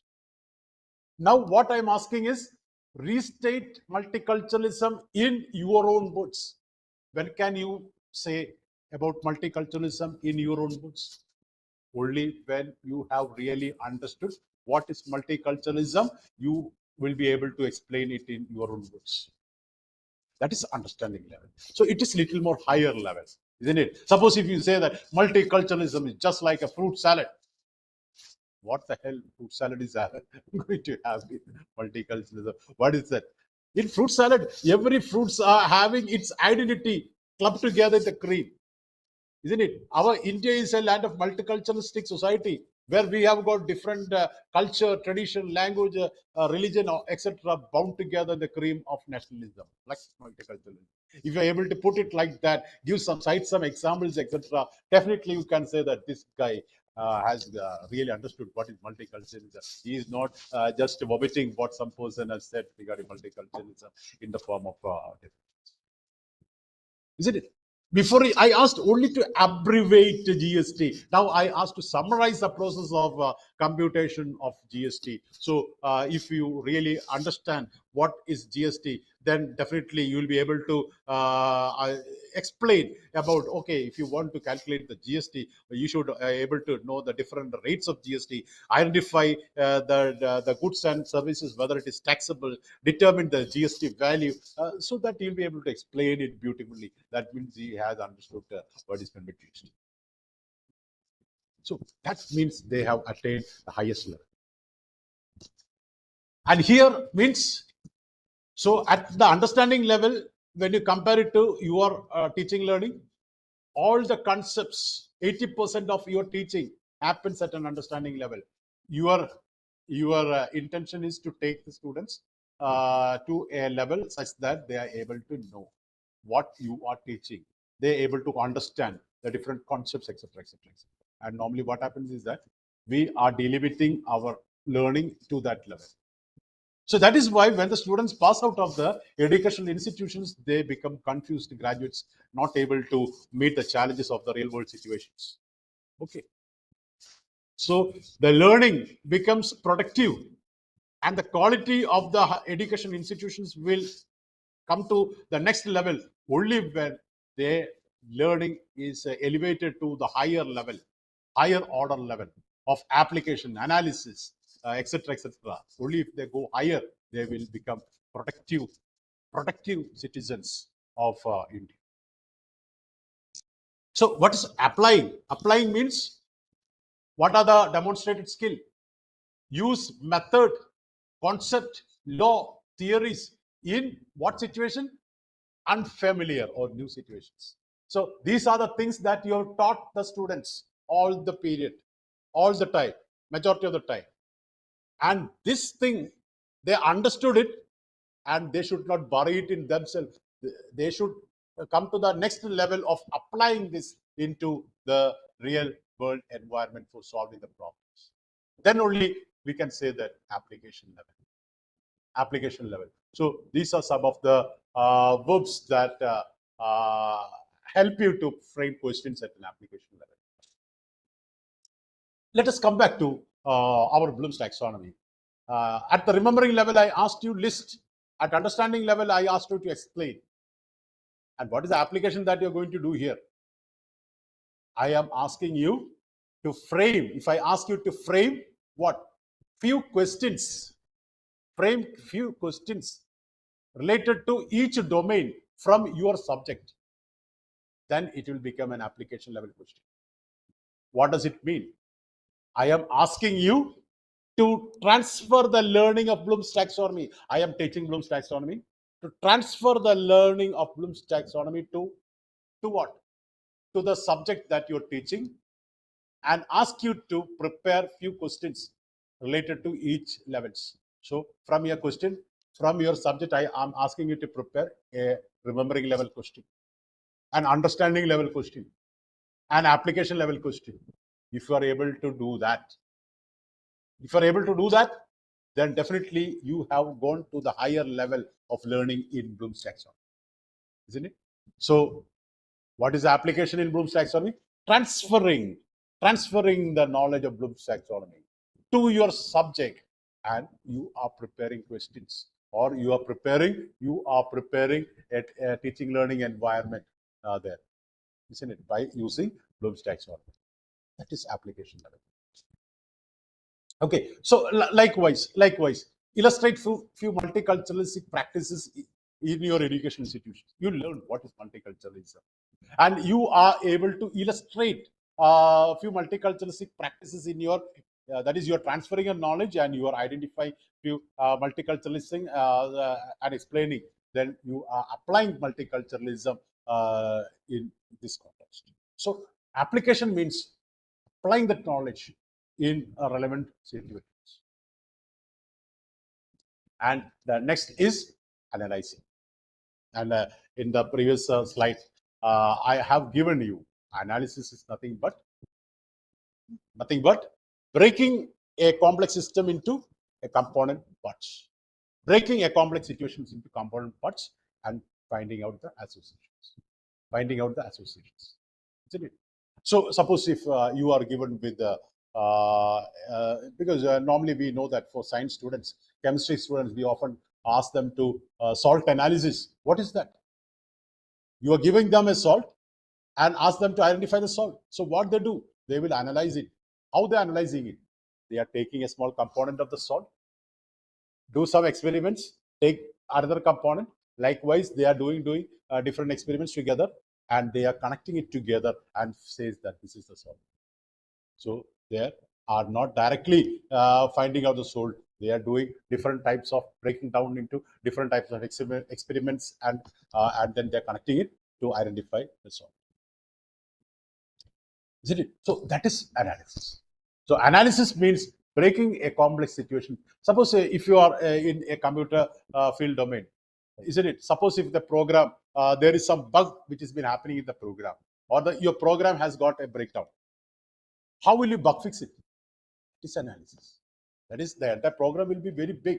So you will be compartmentalized, you will be modelized, you will be converting that this program into different small modules.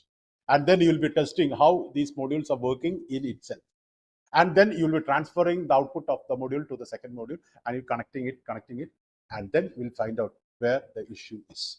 So bug fixing is nothing which comes out from analyzing and bug fixing. So if you are given the complete knowledge of the syntax and ask you to write a small program, it is just you are applying the syntax and logics, and you are writing down a program. So that is an application. And bug fixing is what you could say could be considered as an analytical level. So analysis is just breaking, for a detailed understanding, breaking a situation into different components, isn't it? For example, so these are some of the verbs that may help you to form questions. So now this question, before I ask to frame questions, now I am giving you the question. I am giving you few questions and asking you to categorize the given questions into various levels of cognitive domain. So here, what is your role? I have supplied you the questions, and you have to take one question, just like salt analysis, you have to analyze, isn't it? What is the cognitive challenge demanded by this question? Whether it is addressing a remembering level cognitive challenge, or whether it is addressing a understanding level. Likewise, you have to do some analysis. You have to that is test this with respect to different levels and identify which level it addresses the most. So that is an analytical question. Categorize. That is why we can say that categorize the given questions into various levels of cognitive domain, etc., etc. Compare the approaches of multicultural practices in two countries. So you are given, if you are asking a question to compare the multiculturalistic practices of two countries, what will you do? So you have taken the two countries. Obviously, how will you break it down? The breaking will happen on the terms of what is the state of affairs there. What is the form of government of these two countries? What is the state of affairs? What is the freedom that they are having? What is the status of the economical status? Likewise, you are dividing the entire system, the national system of the two countries, into different components. So breaking down is what? Analysis. And you are putting your knowledge, because you should be that much knowledgeable. You should know that what is this form of government, what is the economic system, what are the rights and duties that what are the status of welfare of the people there, what is the status of the industry, or likewise a number of things. So you are applying your knowledge there and you are making comparison. So is this question a higher order, or whether you ask them what is multiculturalism? If you ask them what is multiculturalism, this is only a very basic level. But if you're asking this question, compare the approaches of multiculturalism in two countries, that is a higher order question. There you should know the different countries, then you should be able to break down it into different components. You should apply that knowledge then you should make comparison. It's a very higher order. So that if you take the students only to that level only, they will become more and more competent. They'll become entrepreneur. They'll be able to make decisions. Just teaching them something, digesting it, vomiting it, that will not make the student productive. Especially at the higher level, you should take the students to the compare and contrast GST with VAT, and highlighting the key differences. So what is GST? What is VAT? And if you are putting this question, you should know what is GST, what is VAT, what is the differences, and highlight the differences between these two. If you're able to answer that, it's a real analytical question. And what is evaluation? You are going further high. So this is the roadmap. Simple questions is only coming up to remembering and understanding level. That will not make a person a worthy person. So in a higher education system, you should able. That is why I first showed that slide. Everybody can learn if you are providing the right situation of prior and current condition. And that could be very well identified if you have a thorough knowledge about this taxonomy, Bloom's taxonomy. So evaluation. What evaluation means? Assessing the values. That is, you are in the student or the person, the learner will be in the form of a judge who are able to comprehend the positives, negatives, or everything, isn't it? That is that level. So if you want to make access, judge, choose, rank, etc., these are something evaluations. So ranking, we are all familiar with what NIR of ranking, etc., Every year, all the institutions of different categories, they submit the SSR to the Human Resource Ministry, isn't it? They have got 5 criteria with respect to teaching, learning, research, etc. Up to perception is there, and they will be analyzing the performance of each institutions with respect to these criteria, and they'll be giving scores and finding out the averages of the scores, and on the basis of this average, they will be ranking them on the basis of who got the top score ranking. And those who have got the first top score will be considered as first rank, isn't it? So what is happening there? A thorough analysis, and on the basis of this analysis, they are evaluating their performance on the basis of the score, the metric that they give for each performance, and then they're ranking it. Ranking means evaluating. So, okay, we'll say that, okay, the first, according to the college category, the first college is Mirinda House, Delhi. There, okay, first rank. So, that is evaluating. Or for engineering colleges, they say that IIT Chennai is the first. So, that is ranking. So, with respect to each category, they are ranking. So, ranking means evaluating. And how this evaluation happens? Before evaluation, what had happened? They have made a thorough analysis, and on the basis of analysis, they are coming to the higher level, and they are able to judge this is the best and this is the second best. So how can I put this evaluation question into Bloom's taxonomy? Firstly, I asked her just to list, then explain, then asked to frame questions. Then I have given question and asked you to analyze each questions and identify which level. Now, what can I give here? Do you think you can prepare questions for all level of Bloom's taxonomy in your subject? Justify. Suppose if you want to answer this question rightly, what do you need? Do you think you could prepare questions for all level of Bloom's taxonomy in your subject? Justify. Suppose if you ask this question, obviously you should have a thorough knowledge about the Bloom's taxonomy. And then you should have the ability to apply the Bloom's taxonomy in framing questions. And then you should have that ability to analyze the different scenarios from where all you can create questions, where all you are not able to create questions. Then only you will be able to answer. This is not only yes or no answer. You have to justify. So this is a higher order thing. If you want to do that, you should be a master of Bloom's taxonomy. You should have applied the Bloom's taxonomy framing questions. You have analyzed it in different scenarios. Then only you identified that these are the areas where Bloom's taxonomy is not working for me. So you can say that, okay, sir, your Bloom's taxonomy is all good, but for me, in such and such area, the Bloom's taxonomy is not working well for me. That is evaluation. So while evaluating, you will be able to identify what? The worth and as well as the pitfalls or the demerits, isn't it? Okay, evaluate the impact of multiculturalism in your country. Evaluate the impact. So the impact study is something. If I able to identify what is the impact of multiculturalism, it is not just what is multiculturalism. You have identified multiculturalism and you're evaluating multiculturalism and what is the impact that multiculturalism has brought about in the country. Whether the multiculturalism is bringing up cultural harmony, etc., etc., etc., religious tolerance. So all these things are the impact. Okay, if you're able to identify and substantiate that, then definitely you have identified what is multiculturalism. Then evaluate which tax GST is which better.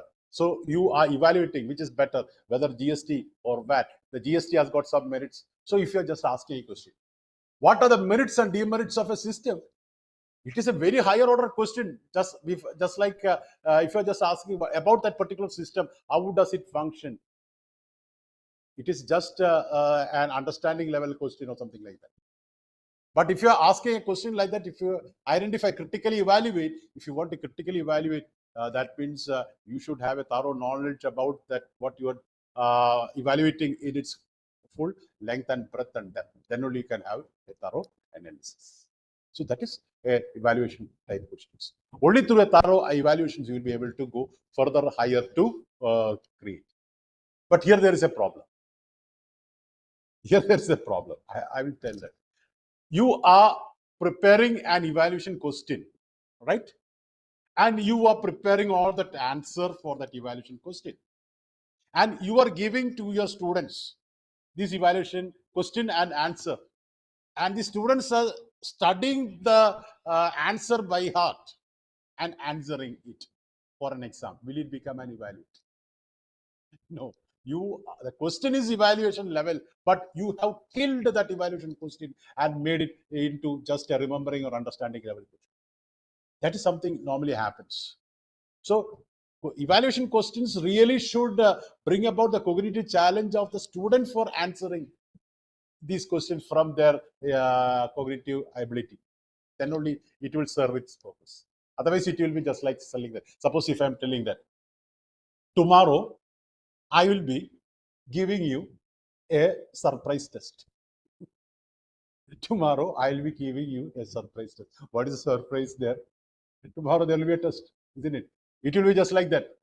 You are framing an evaluation questions and you are giving that answer and asking the students to evaluate. It will be just like I say that tomorrow there will be a surprise test, isn't it? You are killing that. Okay. Just mentioned some follies that can happen. And what is the next level? That is the topmost level, create level. Create level means you are bringing some new things, not copied one. Some new things from your knowledge and expertise. That is create level. So create level often needs water, some innovations, because all the researches, innovations, assignments are all, we can bring it to a greater extent.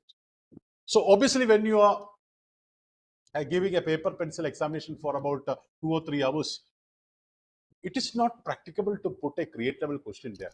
If it is a create level question, is the authority, and how can you set a evaluation point for create level question? So obviously up to an evaluation level questions we could give for written examinations, and create level questions normally we give as, that is why we are introducing projects, assignments for our teaching learning activity as a teaching learning activity. So for create, we know that using old ideas, you should have the prerequisites, old ideas to create, bring new things. You could see that there I've given a small diagram here. A box is divided into 3 for analysis, isn't it? They are breaking the system into different components. applying that knowledge and bringing. Suppose if it is a human body, you can break it as skeleton system, muscular system, nervous system, isn't it? Apply the learning and combine together to get a holistic idea about the human body, isn't it? That is analytical level. Breaking it into different components, applying the knowledge, combining it to get a detailed knowledge about the system. And this is creating. Your knowledge combined together to form a new thing. That's creating. For example, so these are the verbs and these are the demonstrative skills. So our Bloom's taxonomy, we have started from list, explain, frame questions, identify which, then I ask you whether this is applicable. And you told that, sir, your Bloom's taxonomy is all rubbish. It is not working for my area. Then what should I say to you? This is what. Then create a new model of classification that suits your environment. That is the only alternative. So creation should begin from that, isn't it? After evaluation, you sensed that this Bloom's taxonomy is not working for your environment or your subject. So what next? You have to develop a new system that addresses your subject. That is why I told that a thorough review of literature will give you a thorough concept about what is happened in the area that you're doing research and what is the next that is needed. That will lead you to creativity. So obviously, if you say that the system is not sufficient, then you felt the necessity. Necessity is a mother of invention. So you have to go ahead and identify something new. Isn't it? So here, this GST and VAT, before I asked you to identify the merits and demerits of VAT and GST. So what will be the next form of taxation? Develop a new taxation model that incorporate the strength of both GST and VAT. That is how you have to go over that. So over GST and VAT, you have to develop a new system that have got all the positives of GST and VAT and eliminating all negatives of GST and VAT. That will go to a higher level. That is how the research should happen. That is how you go to the creative level. So will you be able to give this question for a 2-hour examination to create a new model of GST and VAT? No, it is it is for this purpose we are including what? We are including projects in our this higher education scenario. And obviously when you go with the what you could say 4-year UGP, definitely the last year you are giving more priority to create level, research level is been there should be there in the case. And obviously we know that every institutions are moving to autonomy. One of the bigger thing of new education policy is that it is giving a lot of autonomy to the teachers, institutions, and even students. That is why multiple entry and exit, all these things are there. So a lot of flexibility is there. So now the institutions are in a position to judge how their evaluation system should be there. And I will just give you one advice in terms of enhancing the quality. The best way to enhance the quality of an education system is that to enhance the level of assessments. Enhancing the level of assessment do not mean that include more questions. It means that take the level of assessment from lower order to higher order. Include few questions or more questions from higher order, application level, analytical level, so that the students will attain that level of competencies, so that they will pass out from the institution as a very confident graduates, rather than only some students who mugged up something, kept it in the memory, and when they move out, that will go in here. And they move out as the persons who don't, confused graduates who are not capable to fit into any situations or scenarios or job areas. So this is something very important. So assessment is the engine that drives the quality of any education institutions. So you can keep more focused on assessments. You can you can have your own policies for assessment, not more than 40% of questions. That do not mean that eliminate all the lower order questions. Do not mean that. At least 40 to 50% of lower order questions should be there. Conceptual knowledge should be tested. And not only that, together with the higher order, higher order thinking skills also should be put to the test. And if and normally when we go out for these offline classes, they just said that our students there will be more failures. Our students will not come up to that level. That is a wrong notion. If the system is like that, the students are bound to reach there. They should come out from the comfort zones, and they should be able to go through the curriculum in its rigorous sense, so that will definitely make them more competent to face any challenges. So that's a false notion. If you give them only challenging situations, they will come out as challenging individuals who are able to meet any challenges there. So don't wonder that why this is blank. This is something I am going to give you some answers to this. So here, your thing is that you can put K1 for remembering level, K2 for understanding, K3 application, K4 analyzing, K5 evaluation, and K6 creation. So which level? You analyze this question and identify which level this question belongs to. Not this question, according to the scenario.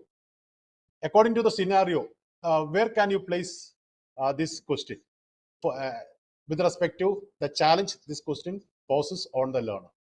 I repeat, with respect to the challenge this question poses on the learner. What is the level you can give to this question? You can put it in chat. I'm just checking. I am very eagerly looking at the chat.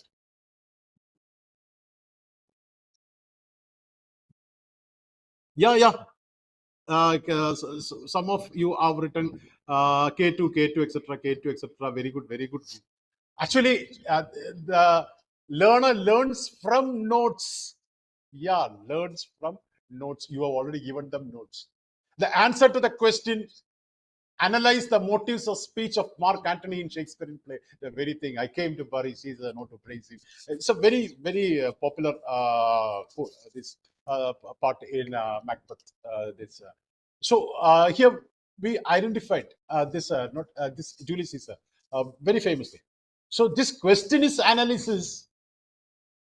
And the question is an analytical question, but we have killed that question and brought it down to K2. K2. Why? Because who has analyzed it? It is not the student. The teacher have analyzed and give them the notes. He studied from notes, and he is a little intelligent person. He has written in his own words that he understood the thing. So it brings only a K2 level cognitive challenge to the learner. Okay, this is a very simple. I didn't put any question from topology or anything like that. Measure theory or something. Find the volume of the cube when one of the side is known. Very simple question, which is something related to a 5th or 6th standard, 6th or 7th standard. The volume of the cube. What is the level you could give it?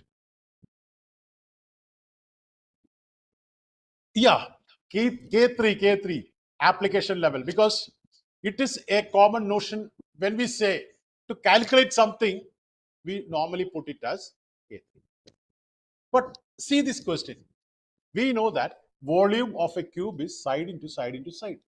Instead of saying side, suppose if I am saying calculate the volume of a cube with 10 units, then instead of side you will put 10 into 10 into 10 and you will say the 1000 cubic unit.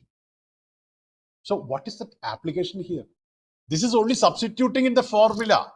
Application means applying the knowledge in some unfamiliar situation. What is unfamiliarity here? So actually, when we say to solve it or calculate, if you're directly substituting it in a formula, it may come maximum of the understanding level. Or I could say that if I'm remembering the formula by heart, and instead of that formula values I'm putting it, it's only an understanding or remembering level. It's not. It will not go beyond that. Suppose if you want to be this as an application question, what you should do? Suppose I am putting this question in another way, isn't it? What is the time taken to fill a cubical tank? So you are asked, what is the time taken to fill a cubical tank if the water is flowing into the tank at a rate of you could say that 10 cubic at a rate of 10 cubic in 1 minute. Then definitely what you have to do, you have to apply that knowledge. What apply? What is the volume of the tank? It's a cubic tank, you have to apply it, and then the rate of flow is to divide it, isn't it? So that becomes an application. So mere substitution will only be an understanding level. Okay. So that is why for application, using the knowledge in some unfamiliar situation. That is why I use the term transfer, not directly substituting, transfer the knowledge. Then only it will become application. Okay, the student is being asked to conduct an experiment and examine the results. Conduct an experiment and examine the result. Okay, let it be, if it is this, what you could say, salt analysis, or whatever it may be. The students are conducting experiment. They are doing it and then making that observations, etc., etc. If it is a salt analysis, they'll be doing. So it is experimentation. It is a K4 level analysis. So I'm very happy you are going very well. I am very happy that the effort that I put is been fruitful. Debate the pros and cons of banking. Pros and cons. Yes. You are evaluating it. Your merit and demerit, pros and cons of net banking. You will be able to do it only if you have a thorough knowledge about net banking. What are the positives, negatives? That could be only identified only when you analyze the different areas of net banking. Then only so it is very big higher level. So I think you got it very clear. You got it very clear. Match the following: invention and inventor. Invention and inventor. Book and author, like that. Book and author. Yes, K1. Suppose you say that, okay, this book written by this, even without knowing that book, you'll be able to answer. This invention, he is the inventor. Some GK questions. Now the students are, this GK should be the first level of learning. They are keeping something in memory, and they are showing that skill for remembering the things without error. So that is only first level of learning. The learning should go above that. So that should be something motivational. Otherwise, the GK is of no use. So that is K. This I don't say. This I will not ask. Yeah, but still you are answering. I'm very happy you are answering. But some K7 is coming. I don't know. Something going beyond. Okay, create a new model. Create a new model of classification. Okay, that we told that because that was there during our discussions. You told that your Bloom's taxonomy is not answering some of my areas. So I asked you to create a new model. So that is creating. And we have a task which is there in the LMS. In that LMS, the first day LMS, there will be a, this is an automated Excel sheet which has been created by me. So what you have to do is that you can take, this is a task which is intended to analyze the question paper, analyze the questions in the question paper. So what you have to do is that you should take any university questions in the subject that you're handling. And here you can enter these entries in the left side, isn't it? Here, section A, there is a drop down. Probably the questions will be pulled in section A, B, C, etc. And then what is the level of the question? You can just give that level. What is the mark? Like after taking all the questions from section A, you can go to section B. Okay, one more question from section B. Okay, that is an analyzing level question, and that is of 5 marks, like that. Okay, so you can just give it, and this is an automated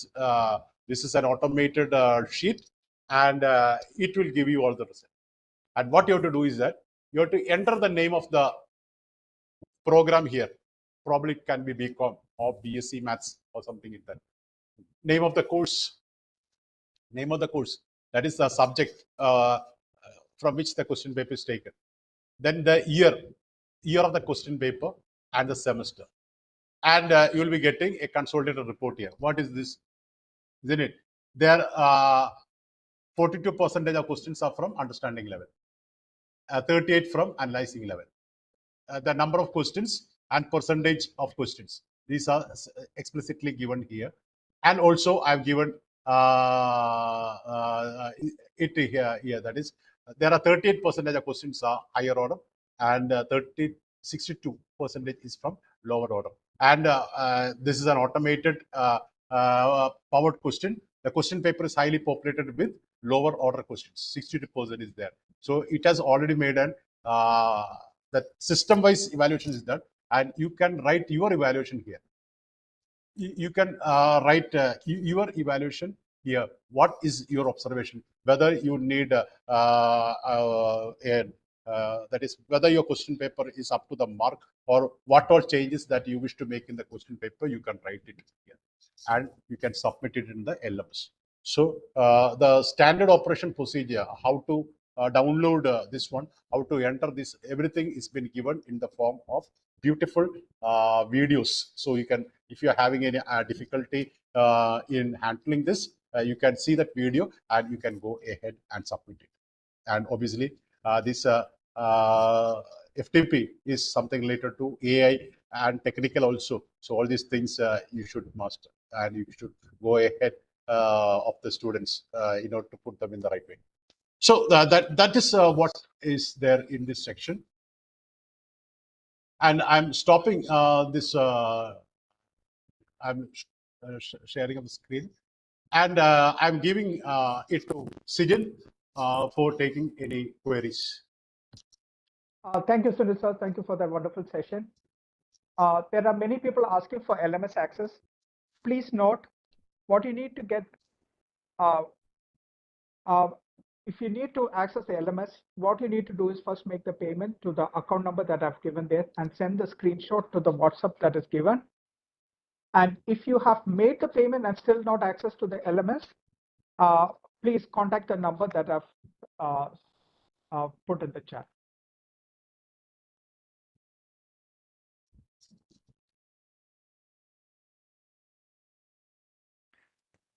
Thank you very much, Dr. Job.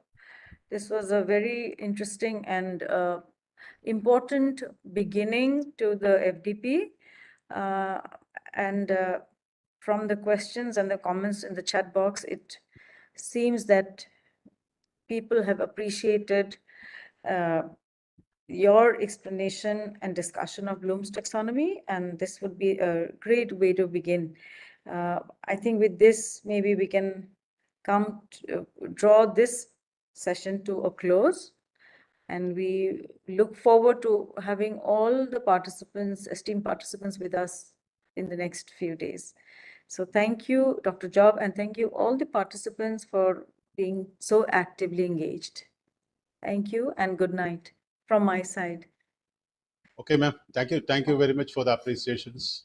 I Thank you very much. Very happy to see all these comments, and I'm very happy that this section was productive. So we have got a collaboration form at LMS. There we can post our doubts, as well as we can include some innovative practices that we are practicing in our teaching learning environment, so that we can collaborate it with our peers. Obviously, learning becomes more fruitful when we collaborate. So we can make the best use of this LMS also. So hope that we can, if there is any queries, we can meet in the LMS also. We'll be also visiting there at times. So thank you. I think we have crossed that limit. It's gone up to 20. So tomorrow I'll be concluding it a bit early. I'll be compensating it. So don't worry. So have a pleasant day, evening. Good night. Thank you very much, Sunil sir. Now, tomorrow we have the session on architecture of OBE and design outcomes that will be taken by Dr. Sunil Job itself. So we will expect to see you tomorrow at 7 p.m. Please join in on time, and we will start the session at 7 p.m. All right, I think we will conclude the session for today. Please note there is no feedback link for each session. There will be a feedback taken on the last day, and also the feedback will be available to you in the LMS after the last day of the FTP session. Thank you, everyone. Have a wonderful evening.